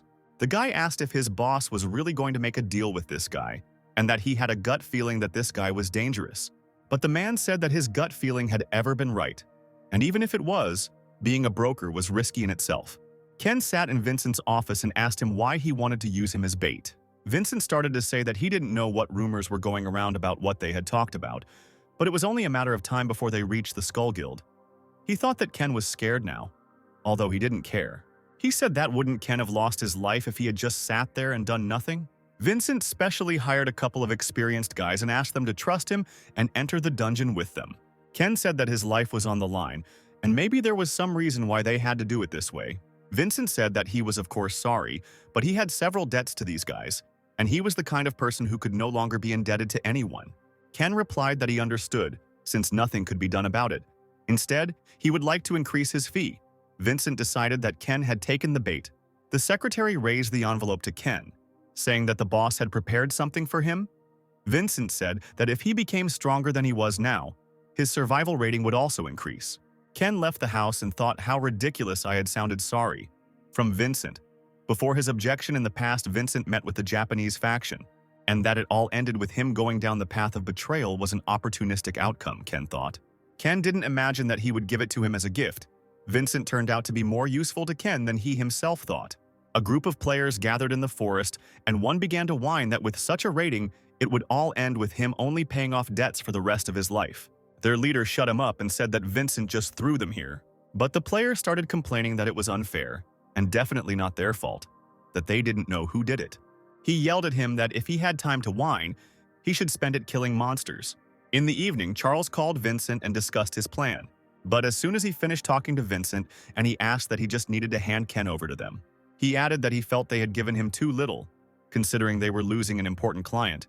Shouldn't they compensate him a little more? Call replied that if he meant money, he could always give him more after he finished the job, and he could also find him a new client. But Charles said he wanted to make a deal with the Messiah instead, and if he could arrange that, he wouldn't need the extra payment. Call said he couldn't arrange it because it was his personal request and had nothing to do with the guild. When Call left, Charles told his men that they had struck gold and that they would be rich when they finished the job. Charles said that they should take advantage of this opportunity and enjoy life after they get the money.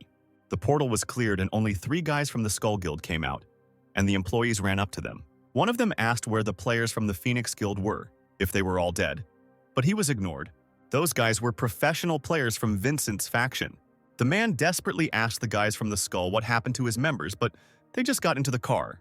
He ran up to this group and asked them to tell him at least a little information so that he could explain himself to the families of the dead. Hearing this, the player took off his mask and with a terrible mockery said that he tore them apart until they were completely unrecognizable. Then he got into the car and they drove away. Already in the car, another player reminded him that the mater asked them to be as quiet as possible. The guy called and said that they had just finished work and asked if there was another assignment. Call replied that he had found a target.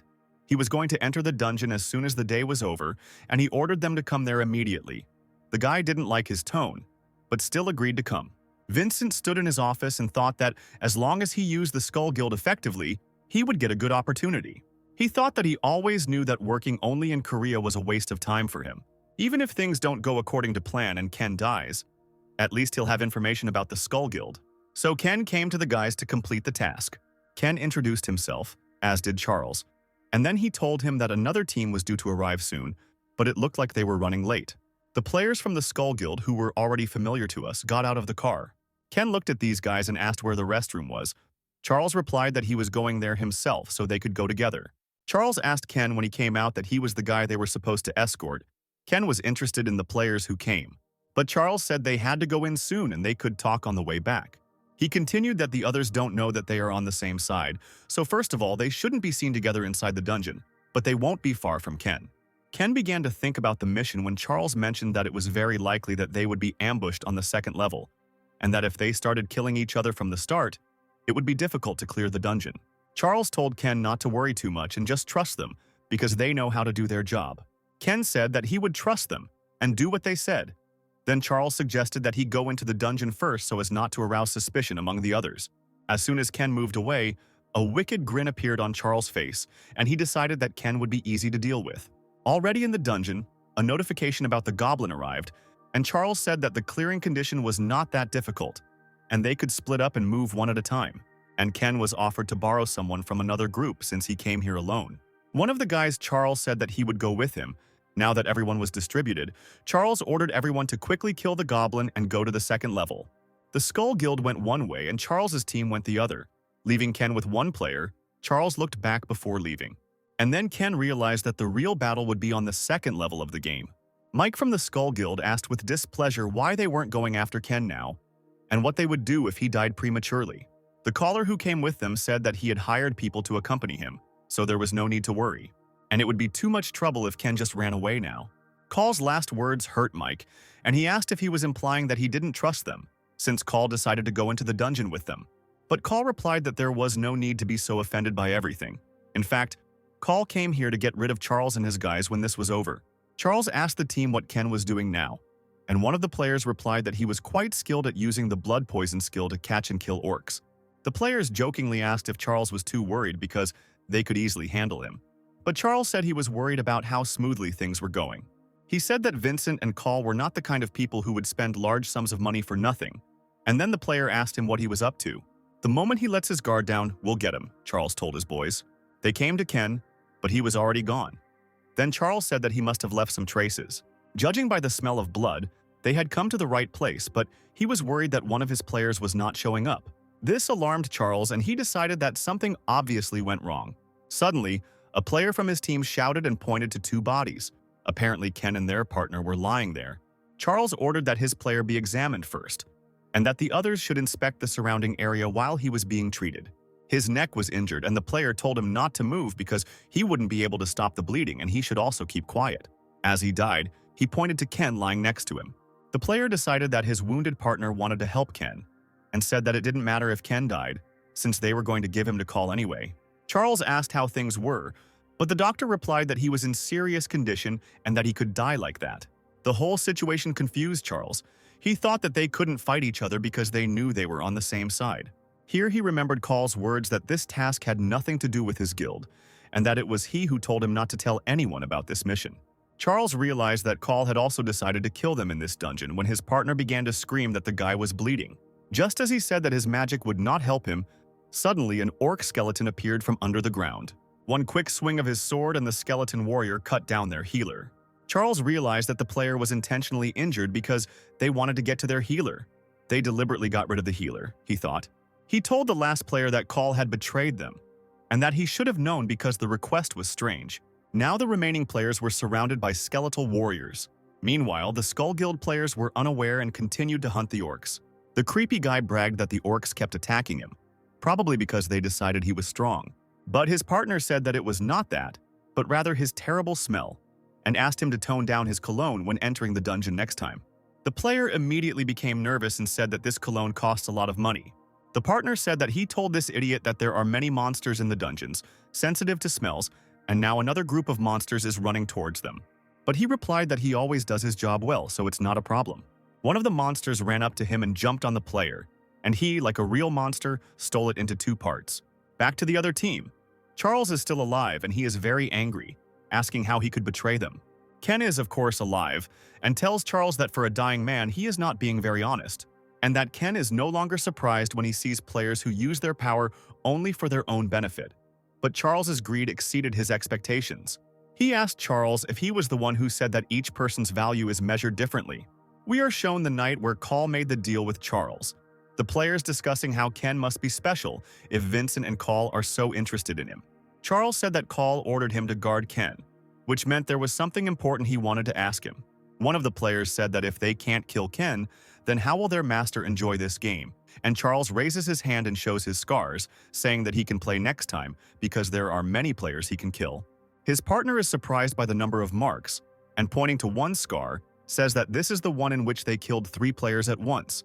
And this idiot said that it would be cool if they got more of these orders, because that way they earn more than when they just clear dungeons. But Charles asked him if he thought all lives were equally equal, and he said that everything has its value. As they left, they said that they had to kill with a method that suited the price.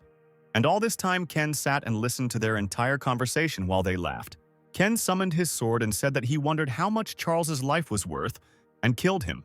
In front of the goblin, Ken said that he was hiding in the same place as when he conquered this dungeon in his past life, and now it's time for him to move to the next level. After all, the guys from the Skull Guild are waiting for him. He kills the goblin and clears the first level of the dungeon. A bright light flashed and Call turned around thinking that Charles was supposed to be waiting, and sending him a signal if he found the goblin. Mike looked at Call and said that his reaction was a sign that things weren't going according to his plan. The first level was cleared so suddenly, Mike thought that they were probably going to move to the second level and wait for them to appear to kill him. The entire Skull Guild team and Call ran to the place where Ken killed that goblin. Call decided that Charles and his team had figured out his real plan and was angry that he had been stabbed in the back first. Meanwhile, in another part of the forest, Ken opened the gate that appeared after he killed the goblin. We are shown Vincent's house where he talked about how most people don't buy them before they go underground. He asked his secretary what the problem was, and she said that he had purchased a flask to collect the liquid, and that seemed strange to her. Blood, body fluids, monster skin, and more sell for high prices, but there won't be any valuable items in the dungeon that he can sell, so she decided to report this to Vincent. Buying the flask, despite the fact that his life was in danger, Vincent thought about what Ken had come up with. The entire Skull Guild group ran to the gates to the second level, and Mike warned his teammates that an ambush might be waiting for them, and they should be careful. This monster said that thanks to him, he could have even more fun during the hunt, and that he should thank him for it. They armed themselves and were about to enter the dungeon, and Call was still angry with Charles.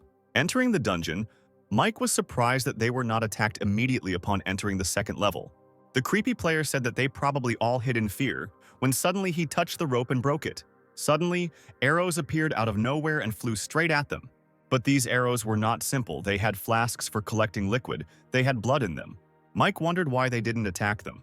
It was a good opportunity to kill them, and the creepy guy only cared about the smell of blood. Ken watched them and said that he had specially chosen this stench, which suited them so well. Call yelled at Charles to stop messing around. And did he really think he would be safe after they betrayed them? Ken thought that, as he expected, this guy thought he was on the same side as Charles. He stepped out of the shadows and said, "What was that supposed to be?" He knew they were planning on killing Charles and his crew after that, and he didn't think they would follow them all the way here, and he mentioned Call's name. But Ken decided that now was not the time for useless chatter. The water behind the team began to churn, and Mike turned around as soon as he noticed it. A huge monster jumped out of the water and caught the entire team by surprise. The monster immediately bit one of the members of the Skull team. Mike turned to Ken and asked what the bastard had done. Ken replied that the liquid on them belonged to the goblin, and it was also the warrior lizard's favorite snack. And since he poured so much of his favorite sauce on them, they would all be a great meal for the warrior lizard. Now I understand why Ken bought these flasks. Mike flew into an incredible rage and headed towards Ken to teach him. His partner shouted after him that he couldn't just leave them at a time like this. But Mike no longer listened to anyone, and his battle with Ken began. Mike angrily shouted that he would scratch Ken's eyes out. The guy was apparently really angry. However, Ken confidently replied that the guy only barks and doesn't bite. On the enemy's sword, Ken noticed that there was a mark on it that belonged to the master, which meant that it was his sword. Ken told him that he thought he was a simple guy when he came running here, but it turns out he is a student of a master swordsman. Mike was noticeably surprised when he heard Ken's words. Call wondered where Charles's team was, and Ken wasn't the main problem here. He thought that the four of them would have no trouble clearing out this dungeon even if they were alone. While he was standing there thinking about everything, the player yelled at him and ordered him to help him with this monster. But Call kept thinking about what if Charles and his guys showed up here at this moment, when all their forces were scattered. Then it was they who would be dead, and the water monster would stand up to its full height, ready to attack. Ken continued to talk to Mike about how his Nastia must be losing his touch, since someone like him had become his student. Mike was angered by this and swung his sword. Ken was glad that he was giving in to his provocations, but he was definitely experienced. Ken decided that it would be difficult to defeat him with just a sword, so he began to come up with a new plan. He bit his lip and spat his blood at Mike. He probably wants to use the blood curse. Mike asked angrily how Ken dared to spit blood in his face. He hardly knew about Ken's skill. He had been poisoned with hematoxylin, and his stamina was diminished. And Mike thought that since Ken was working with poison, a prolonged fight would put him at a disadvantage. Mike decided that he would not waste time and finish him off right now. He raised his sword up and it started to glow. It looks a little creepy. Ken thought that this was an attack skill that was only available to those who were chosen as the Holy Light Executioner. Holy Light Executioner's skill, Blade of Destruction, has been activated. Even as Mike began to attack Ken, the poison began to take its toll on his body. At the moment when he hesitated, Ken ran up to him and appeared behind his back. Ken managed to dodge the Blade of Destruction, which greatly surprised Mike. While he was thinking about this, Ken was able to strike him with his sword. We are shown Mike's past, probably one of his training sessions. Mike was so tired that he couldn't stand on his feet. He thought about finally being able to use the Blade of Destruction like his teacher. But he can only use it once. The Master Swordsman praised him and told him to repeat after him. But it's still too difficult for Mike to use in a real fight, since his arm is in such bad shape after only using the Blades of Destruction once. He continued that this move had great power, but he should refrain from using it against an enemy who knew of his weakness. And what if he meets a monster that remains unharmed even after he uses this technique? Then he will be caught and killed by this monster. Ken appeared before Mike and was killed by him. Mike thought one last time about the teacher and told him that today, he met the monster he told him about. Meanwhile, the remaining player received a blow from the tail of a huge monster.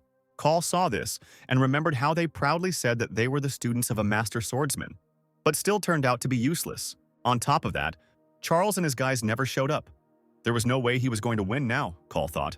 Frightened, he offered Ken a truce and said that they didn't need to fight each other. He shouted that he was asking for a truce and suggested that they first conquer the dungeon together. Otherwise, at this rate, they would simply become food for monsters. Ken found this funny and said that Call didn't need to worry about it. By killing you, Ken continued, it will be easier for him to clear the dungeon after all. Call asked in fear what Ken meant. He didn't know that Ken usually cleared the dungeon alone. At that moment, Ken summoned all of his skeleton warriors who crawled out from underground. Ken said, how could he trust him after he tried to finish him off just moments ago? Call realized that Ken not only had the blood poisoning skill, but he could also summon the dead. As Call looked at Ken in surprise, a large monster jumped out from behind him.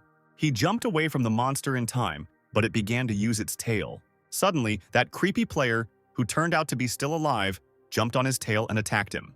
He yelled at Call that he had been asking for help for ages, but he was a son of a bitch, just standing there begging for mercy. Suddenly, the water monster grabs the player in its tail and lifts him up. The player ordered that his stinking head be removed and that he would suffocate from the stinking smell. The monster squeezes the player with its tail. It seems he died this time. Call decided that if he wanted to get out of here alive, he had only one chance. He realized that he couldn't cope with this monster on his own and decided to run away from here and hide until the other guys conquer this dungeon. He decided to deal with the rest later. Now the most important thing for him was to survive. He thought that he couldn't die here so miserably, and he started to run away. Something ran past him and Call turned to see what was happening behind him. That something turned out to be one of Ken's skeleton soldiers, who had already jumped onto the lizard and dealt the first blow. He inflicted blood poisoning on the lizard. Call was surprised that a skeleton soldier could move like that, and decided that his movement was like that of a high-level player. Besides how strong he was, there wasn't just one skeleton warrior, but 5. And then Call thought about Ken's strength. He realized that Ken had already gotten rid of Charles's team because they never showed up in the end. Call continued to think about how the members of the Devil's Guild were killed in the A+ dungeon. Now that he understood everything, he decided to run away from here and report everything he knew. But for some reason, the lizard continued to run only after Call, completely ignoring the skeletons. The lizard fell to the ground. Thanks to the poisoned blood skill, the lizard warrior's strength continued to decrease. When the lizard warrior fell, Call decided that the skeletons had defeated him and turned around. But turning around, he saw that the lizard was still standing undefeated. Call was horrified and asked why the lizard continued to follow only him, as if the skeletal soldiers were invisible. Ken stood to the side and said that now that Call was distracting the lizard warrior, it became easier for him. He thought that maybe Call didn't quite understand the current situation, due to the time when people could only rely on their level and items. We are shown the past of Ken and his partners. The girl asks why she puts dirt on her body. The man said he didn't know the details, but he had heard that the warrior lizard didn't have very good eyesight. So by putting this on themselves, they will be able to disguise themselves, he finished. Ken remembered his partners with a smile and wondered if everything was okay with them now. Meanwhile, Call continued to run away from the lizard, but realized that he could not get away from it forever. He decided that perhaps the lizard warrior was only aiming at players. Then he thought that he should not suffer alone, and that Ken should take part in this too. But as soon as he headed towards Ken, his path was blocked by one of Ken's skeleton soldiers. Call shouted, "How dare a skeleton soldier like him block the player's path?" But as soon as he rushed at him, another skeleton struck him first. Call's mask split in two and he froze in horror, not knowing what to do. The lizard didn't hesitate and pounced on Call while he was sitting. But he didn't reach him. Call only injured his leg and screamed in pain. Turning around, Call realized that he was under the watchful gaze of the lizard warrior and was stopped by skeletons. Call thought they had managed to kill him and looked like a madman who hoped he could now escape from here. Ken approached him and thanked him for distracting the warrior lizard. But it was time to wrap up, and Call asked in fear what he meant by wrap up.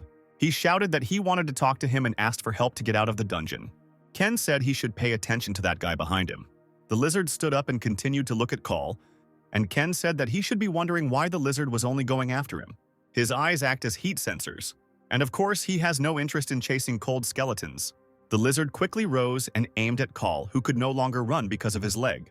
Now we are shown Vincent, who was sitting in his office with his secretary, and they were watching the news which talked about the dungeon and that the Phoenix Guild refused to enter the dungeon. The girl said that a similar problem arose when he was planning to conquer a 6-level dungeon. As she predicted, the public opinion of the Phoenix Guild is terrible, the girl said while scrolling through social media. Vincent said that listening to weaklings was a waste of time, and right now they should concentrate solely on the 6th-level dungeon. An announcement appeared about the objection of the Messiah Guild.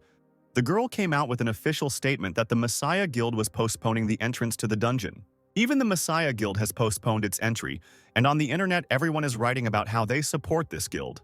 The guy said it was obvious. It had been 2 years since this monster appeared, but there was still a lot they didn't know about this monster. And no player has ever returned alive from hunting this monster. So there's no point in even discussing difficulty when it comes to this monster. There is no information about this monster, and such a dangerous monster appeared in the country. The people accepted the decision of the Messiah Guild without any doubt. But the man wondered if it was true that the Messiah simply announced it without any ulterior motive.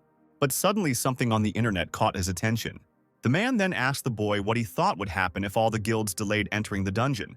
The boy didn't understand what he meant, and suggested that probably all the fearless players would gather, although it might still be difficult to clear the dungeon. Over time, the government will also want to get rid of this dungeon, and other countries will do the same. The man said that this was all true. Simply put, the dungeon would be conquered on a larger scale. But what if at that moment someone appeared and defeated the tailed lizard, the man suggested. Then the boy realized what his boss meant, that the Messiah Guild was deliberately trying to get more time. There must be a reason why they are in no hurry to enter the dungeon. The longer it is delayed, given the growing fear, the more unattended items will be in the dungeon. And when these guys defeat the tailed lizard, they will be able to get both fame and fortune. But let's get back to Ken, who received the achievement Hunter and Lizard Warriors catalog as a gift.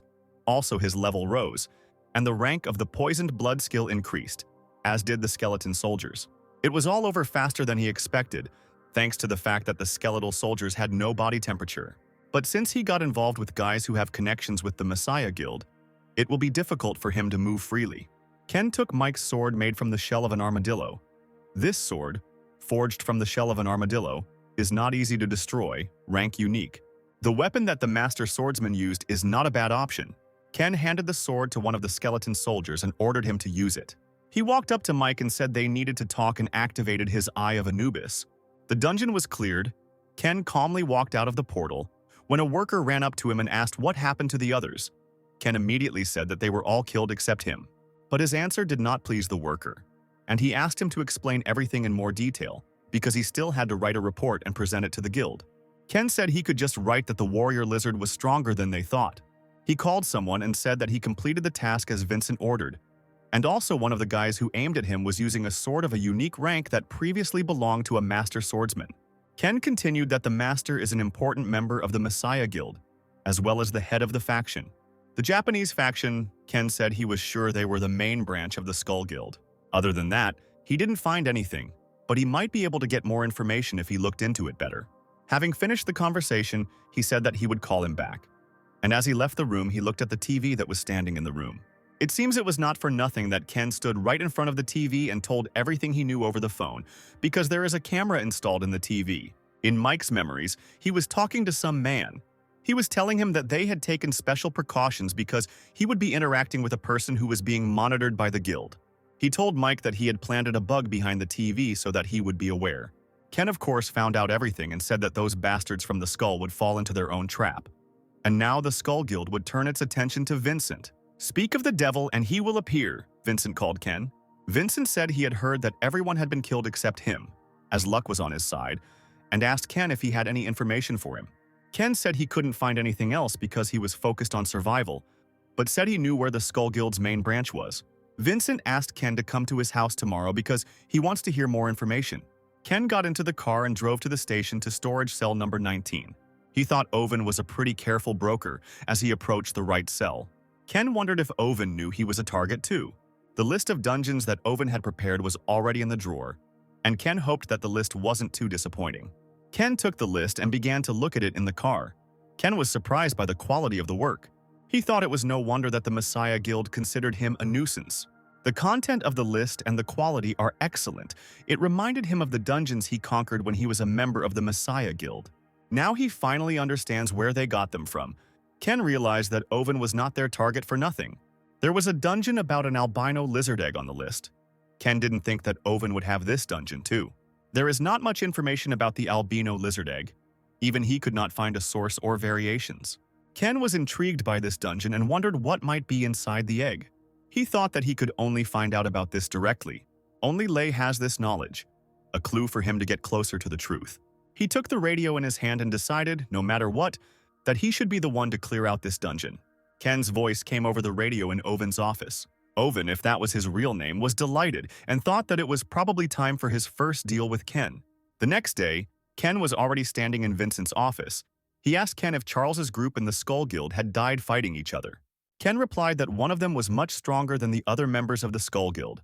Judging by their sword skills and fighting, there was no doubt that they were related to Japan.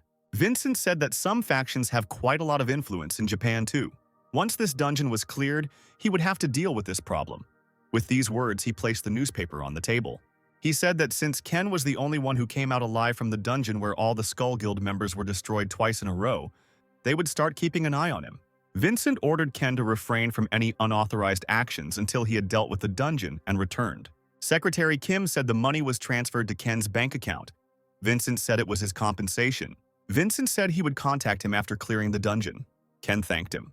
Ken left Vincent's house and slyly repeated Vincent's words about returning from the dungeon. Now that these assholes know that Vincent is supporting him behind their backs, they will soon focus their attention on him and not Ken. Before he got into the car, he thought that he couldn't wait to see Vincent's reaction when they met again. Ken has finished all his urgent matters and can now go against Vincent's warning and act alone. Lee's secretary said on the phone that the preparations were complete, but she didn't know if Ken would accept him. But Owen told her not to worry about it. If there was a problem, he would talk to Ken. While she continued talking on the phone with Owen, Ken was approaching his destination. Secretary Lee told Mr. Lach to get ready, and in response, the man asked her not to call him Mr. Ken stood at the entrance and listened to their conversation while the man whined about how he didn't like being addressed as Mr. Ken recognized the man's name. This guy was from the Phoenix Guild. Ken walked into the room where Secretary Lee and the guy we had already seen but only now learned his name were.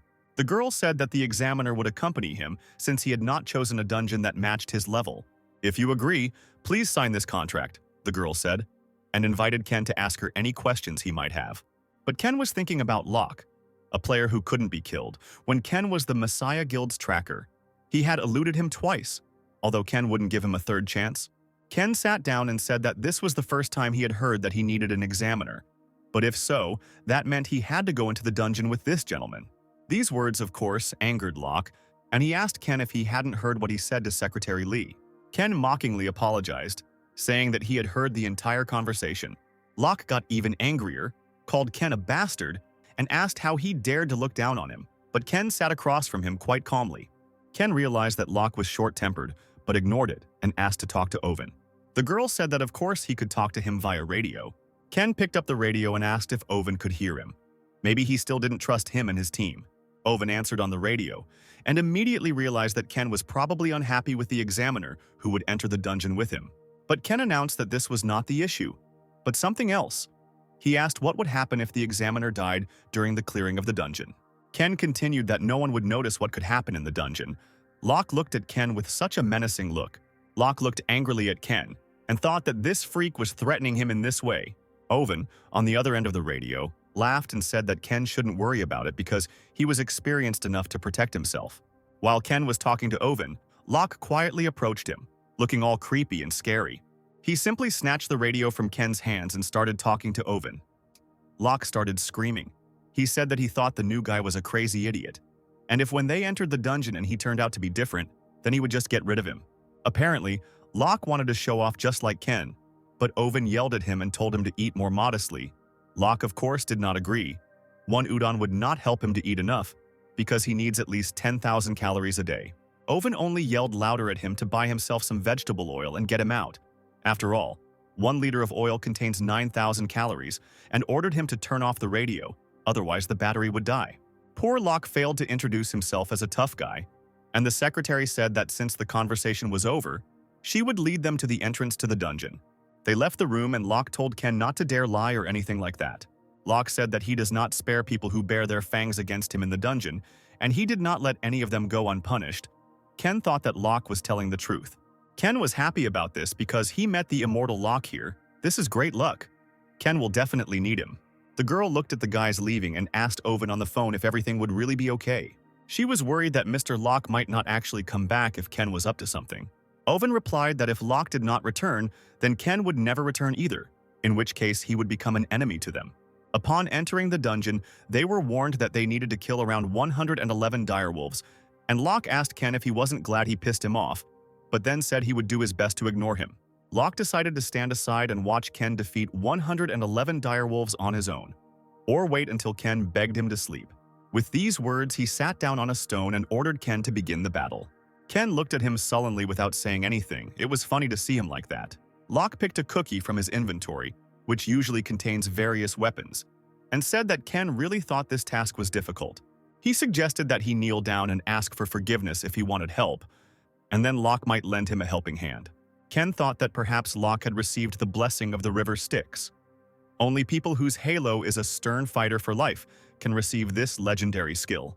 Even if his head is cut off or his heart is torn out, it will not change anything. A person becomes immortal who simply cannot die. I don't know, but it's more like a curse. Ken turned away and started to walk away, thinking that Lach probably thought he was very lucky to have an immortal body. While Lach continued to eat his treat, Ken called for help from one of his skeleton soldiers. Ken decided to make Lach understand that it was just him finding it. Lach looked at the skeleton and asked what his little friend's name was and if he could fight. Now Lach understood everything. He said that he had always wondered how he defended the dungeon alone. The small skeleton soldier dealt with the direwolves so quickly that they were already lying on the ground in a crowd. But Lach thought he still couldn't believe it even after he saw it with his own eyes, because he thought the skeleton would be a hindrance. Still, he can swing a sword like a high-level player, and the number of skeletons he can summon increases as his level increases. He thought it was dangerous to be his enemy. As he expected, he is not an ordinary person. Lach, looking at Ken's skills, decided that he would tell Owen everything when he returned. Ken asked how he was doing with his abilities. Lach said that everything was fine, and that he probably didn't need his help. He said he was going to tell him all about it after they were done here, to which Ken casually replied, okay. Lach noticed this and said that he had just suddenly spoken to him informally. Suddenly, Ken summoned all his skeleton soldiers and they surrounded Lach. Lach said that these cute skeletons seemed to suddenly become a little more aggressive and asked what he did. Ken looked down at Lach and said, "Wasn't he the one who said he would just sit and watch until he begged him?" Lach laughed and said that, of course, he was just joking. He kept saying that it was just a joke and it was his fault if he offended him. Shouting that it was his fault, he suddenly lunged at Ken, swinging his fist. However, Ken immediately understood everything and easily grabbed Lach and, turning him over, threw him to the ground. Trying to attack the summoner himself first instead of the skeletons is a good try, Ken said when Lach woke up. Lach thought that Ken was moving as if he had foreseen all this, and then he realized that Ken had been hiding his true abilities all this time. He told Ken that he didn't know what he wanted from him, but he wouldn't get anything from him. Lach wondered for what purpose he had approached them. Lach told Ken that he could keep a secret. Ken looked at him with his creepy eyes and mockingly asked if it was true. But it doesn't matter anyway, Ken said, and his skeletons presented their swords to Lach. He tied up Lach and hung him from a tree, Lach screaming and ordering Ken to untie him. Lach started shouting that he was hungry and was he really going to starve him to death. After listening to him, Ken cut the rope and Lach fell from such a height straight to the ground. When he fell, Ken said he would give him a chance and time to prepare, but Lach didn't understand anything. Then Ken said that he showed his skills, so now it's his turn to show his. He said to use him as bait so that the skeleton warriors could easily attack them. Then he would let him go. But Lach said he wasn't going to follow his orders, so Ken tied the rope tighter and asked him if he was sure about that. Ken asked if he wanted to hang on the tree some more. Lach thought this guy was definitely crazy. He said that Ken was right and that he had no right to object, because he was the best trunk, the player who usually distracted the monsters. Lach began his work, attracting the attention of all the monsters by fighting them. But there were too many of them for one to fight, and the skeletons appeared behind the wolves and began to fight them. Here, Lach broke free from this crowd of wolves. Thanks to his ability, he remained alive. He was incredibly tired after all. He was fighting a pack of wolves alone, and with his bare hands at that. As Ken stood in the tree and looked at him, he thought that it wasn't like before. But Lach was still not that easy to kill. He'd be a nice little asset in the future, Ken thought, as he watched Lach suffer alone. Lach continued to fight alone, not even getting a chance to take a break. The skeletons continued to fight the wolves as ferociously as before. Lach was incredibly tired while he was distracting the wolves. Suddenly, the one remaining wolf began to gnaw at his leg. He grabbed it and threw it straight at the skeleton, sweetly telling the skeleton that this wolf was his. They were able to clear the dungeon, and for some reason Lach started talking to the skeletons, asking them that they were probably being overworked because they met the wrong master. He kindly praised them for their hard work and said that they were more useful than some. Lach looked at the skeleton soldier and decided to give him a high five. The skeleton soldier looked at Lach and simply turned away, ignoring his kind gesture. This, of course, angered Lach, and he yelled at the skeleton that how could he ignore him? When he tried to grab it, the skeleton dodged, and Lach angrily asked if the skeleton could do anything other than stare at him. While he screamed for the skeleton to attack him, Ken watched from afar. Ken watched him with his stern gaze. He remembered that in his past life, Lach was not the same as he remembered him. A powerful man with an immortal body who fought against the Messiah Guild, Lach was one of the strongest people he recognized at the time. And now this same guy is trying to make friends with dead skeletons. To make use of his immortality, he uses a fighting method that involves bones rather than flesh, Ken thought. Ken couldn't get to him quickly because of this destructive method. Looking at him now, he doesn't see the anger that was in him before. There must definitely be a trigger that changed him. Ken has no memories of Oven, but it seems like they were very close in the past. Perhaps Oven's death awakened Lach, meaning that if Oven survives, there is a high chance that the Messiah Guild will be excluded from the blueprint for the future. While Ken stood there by the door, pondering everything, Lach looked at him suspiciously, wondering about his intentions. He remembered that Ken had lured just enough wolves here for him to be able to deal with them without dying. It's not just a coincidence, it's continuous, right during his recovery. It's not just an analysis of monsters and dungeons, but something that can only be done by someone who has an absolute understanding of what's going on. This kind of sensation is not just a high-level ability. Lach admitted that it surpasses him in every aspect. Just at that moment, Ken came up and said that he had done well, and now they could move on to the second level. With a smirk on his face, Ken said that the second level would be much better than here. After moving to the second level, Lach admitted to Ken that he was so tired that he thought he was going to die. He told Ken that he had been working all day and that he could at least take a break now. But Ken again ignored his words and held out the flasks of blood. Lach noticed that these were not elixirs and asked what he was holding out to him. Ken asked if he was a good runner. The unexpected question surprised Lach, and he asked what Ken was getting at. He smashed all the vials of blood around Lach, and Lach asked what the hell he was doing. Ken arrogantly told Lach that he better start running away right now. What an asshole Ken was. At that moment, a huge white lizard, or dragon, appears from the forest and looks straight at Lach. Poor Lach said with displeasure that because of this idiot he couldn't even relax. At the same time, in Oven's office, he tells the secretary that as he predicted, this will happen, since the Messiah Guild refused to take part, and he was interested in how long the list of foreign guilds would be. The girl said that they had finished making the list this morning. It remained to compare and analyze it.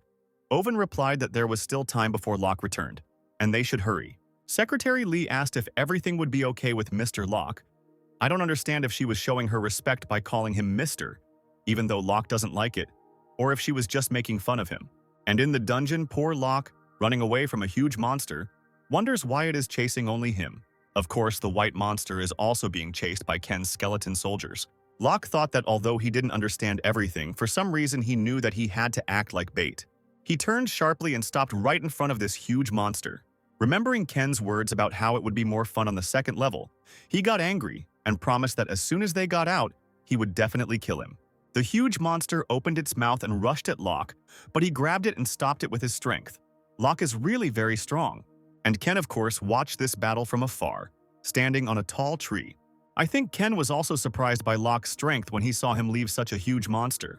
I don't know how. But Lach stopped this huge monster, continued to smile, and said that there was no need to delay this any longer. And one of the large skeleton warriors of Ken ran up to this monster with his sword. The albino lizard was subjected to the blood poisoning skill when the skeleton stabbed it with his sword.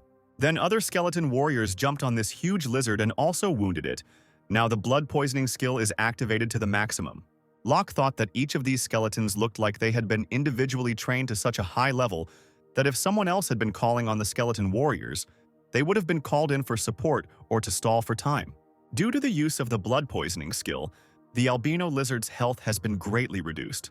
But still, the lizard had some strength left, and when he got up, he looked around as if he was looking for those who had caused him such harm. It was then that Lach realized that she couldn't see the skeleton warriors, so she was only chasing him. And he immediately looked at Ken and thought what kind of magic he possessed. Remembering his words that it would be more fun here, he realized that Ken had planned all this from the very beginning.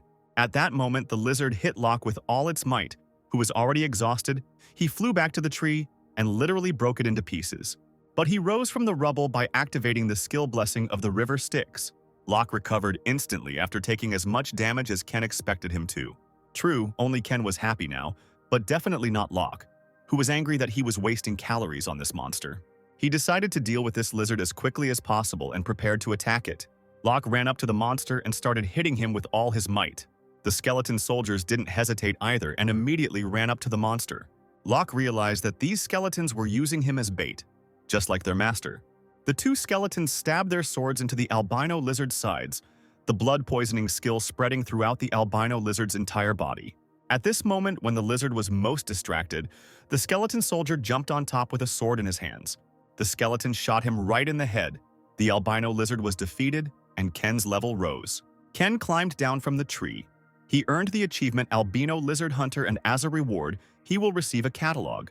The rank of the poisoned blood skill increased, and the rank of the skeletons also increased, and the messenger of the underworld admired his endurance, and the messenger bestowed his favor on him.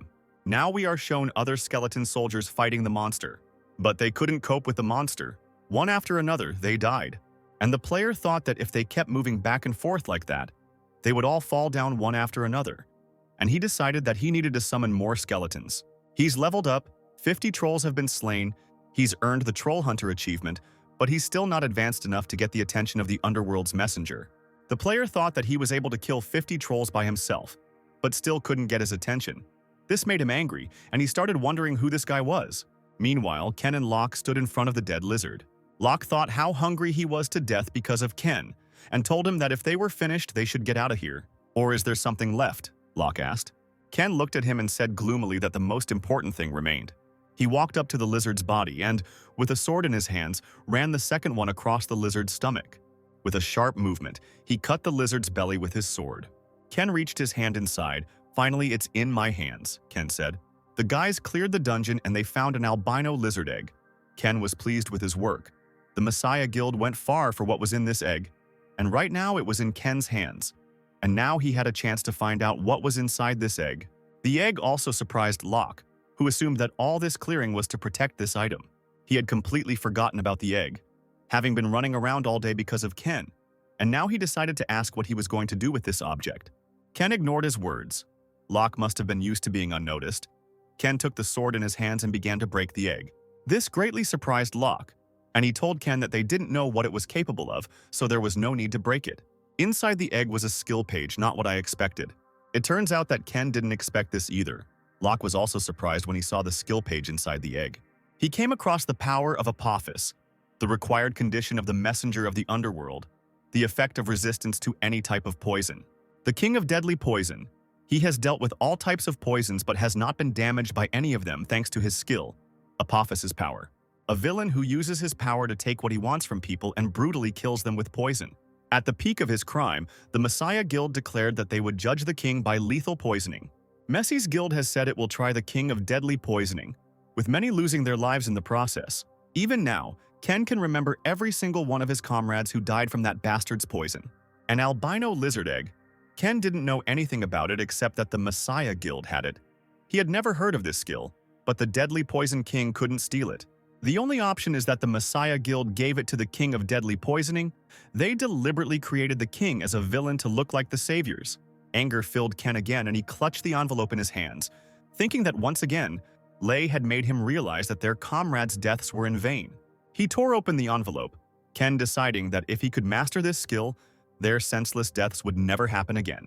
Ken gained the power of Apophis and became resistant to any type of poison. But remembering Lei, Ken was absolutely certain that he would kill him with his own hands. Lach was surprised that Ken was in such a bad mood. Even though he kept the reward for himself, Ken told Lach that it was time to get out. The dungeon was cleared and Lach and Ken returned to the office, which was empty except for a package on the table. Loka was pleased by this and ran to the bag in the hope of seeing the food he had been waiting for all this time. But unfortunately, there was no food in the bag. Only 2 bottles of water and a radio, which made Lach very angry. Owen was in his office and thought that someone was talking about him because his ears were itching. The radio rang, and Owen was surprised that they had done it so quickly. Understanding the radio, he said that they were able to clear the dungeon in less than 3 days, although it was not of a low level of difficulty, and asked how everything went. "Not bad," he answered, and asked if anything was happening outside. Owen said that there was no news yet about Vincent's side that went underground. However, there is a problem with foreigners. The Great Guild and the Border Guild that belong to the 5 leading world guilds have merged. And also a dragon hunter has captured the 100th dragon in a 5-level dungeon. Golden Dragon. When the first Golden Dragon appeared, people were only interested in its skin. The skin was durable and resistant to high temperatures, and they thought that armor made from this skin would open up a new world for players. But it was the Golden Dragon's digestive juices that changed history, not its skin. Ken is unsure of how exactly it was used, as it was banished at the time, but was later discovered to be helpful in removing seals and curses. From Balmung Lei, the seal was also removed using the gastric juice of the Golden Dragon. Its value exceeded all expectations. Ken decided that he had to get it before people found out about it. Alvin said that this was the only significant event in the last few days and asked Ken if he wanted to ask anything else. Since Ken had no questions left, Owen said that he would ask the examiner for details on how to complete the dungeon, and they would give him a regular phone number to contact him in the future. They gave him an old phone because its connection can't be tracked, so it's much safer. Loku ordered him not to run away anywhere and to return straight to the office. Poor Lach started screaming that it was his fault that he worked so much, and now he deserved a rest. He told him not to talk to him informally and said that he had prepared food for him. But Lach wasn't particularly happy, and snatching the radio from Ken's hands, he said that 1 dish wouldn't be enough. Before leaving the office, Lach looked at Ken. He looked at him sternly, wondering if he was going to have to hang around with this guy in the future. Ken looked at Lach with the same look, but said nothing. The very next morning in Owen's office, Lach again began to whine that he couldn't rest, and asked Owen why he had called him so early, and hadn't he submitted his report yesterday. But Owen said that he had called him specifically about his report to speed up the process, and threw the tablet on the table. Tailed Lizard Hunt? Rank A+ dungeon? Lach was surprised to think that he would have to clear this dungeon alone. Of course, no one was going to send him there alone, because then he would definitely die there. And then Lach began to think who could join him, who had such skills. Maybe a dragon hunter? Lach hoped that it was not Lei, although his level was too high, and he would not be able to enter the 2-level dungeon. Owen asked Lach why he was considering Ken, since he was perfect for this dungeon. But Lach, horrified, said he never wanted to work with him again. What did he say about this yesterday? Despite his skills, this guy is a sick freak. People should at least have a sense of camaraderie, and this guy has personality problems. He literally made Lach pray for a monster. Lach said that if he was forced to work with this guy again, he would then go on a hunger strike. But Owen said that would only suit him. Owen took a voice recorder out of his pocket and turned it on. On it, Lach said that he needed a partner who would not interfere during the battle. I don't care about his personality. Monsters attack people with personality problems. No, only skills matter, Lach. Hearing his speech, turned pale with shame. If there is anyone suitable, call them. Although they will not be stronger than me, wahaha. The fiery speech ended there. Lach, stressed, asked him when he managed to write this down. No, how could he have kept something like this all this time? In any case, Owen already registered them both and gave them a great bait. They've already registered it, Lach asked discontentedly, but he was more interested in what kind of bait they were talking about. But Owen only looked meaningfully at Lach and smiled. Meanwhile, on the abandoned outskirts of the city, Ken sharpened his sword. The blade was badly damaged and Ken decided he should take it to a workshop. But now he was looking at something else and decided to start with this item. He opened the box and was surprised that Owen even had such an item. Since Ken wanted to kill those guys from the Skull Guild, things were getting more interesting. Ken wants to try using the item when he meets them. But let's get back to Owen and Lach. Lach asked Owen if there was still poison left in the Tailed Lizard's dungeon, and reminded him that the government had already allowed a foreign guild to participate. Owen replied that Lach didn't need to worry about that, since he and Secretary Lee had prepared everything in advance. But first, will it be too difficult for him and Ken to participate in this in the remaining positions? How much money will he spend this time?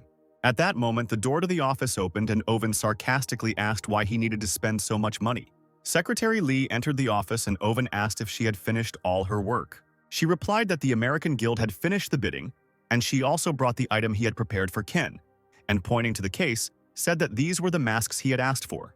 In another part of the city, where there was that very dungeon that everyone was talking about, the man complained that the mask was terribly uncomfortable and that it was difficult to eat in it. He looked at his partner and asked if he was okay, to which the guy replied why he was so worried. To this, the boy began to grumble that he had never been worried, ever since he was born. But the guy was definitely worried. Stamping his foot, he thought about how no one returns from the tailed lizard's dungeon. So why is this guy so calm? He began to tease him, saying that even though he said so, he was probably scared. The guy calmly agreed with him. While the guy was jokingly repeating that he shouldn't worry too much, the guy was just thinking about how he couldn't imagine getting to that thing. He told his partner to remember to buy him some meat for the final attack after they were done with this dungeon, and to remember that they were partners in the dungeon. So he can't do that weird thing again like last time. The phone that Owen gave Ken rang, and Ken answered the call. Owen immediately said that he heard about his great performance in the dungeon,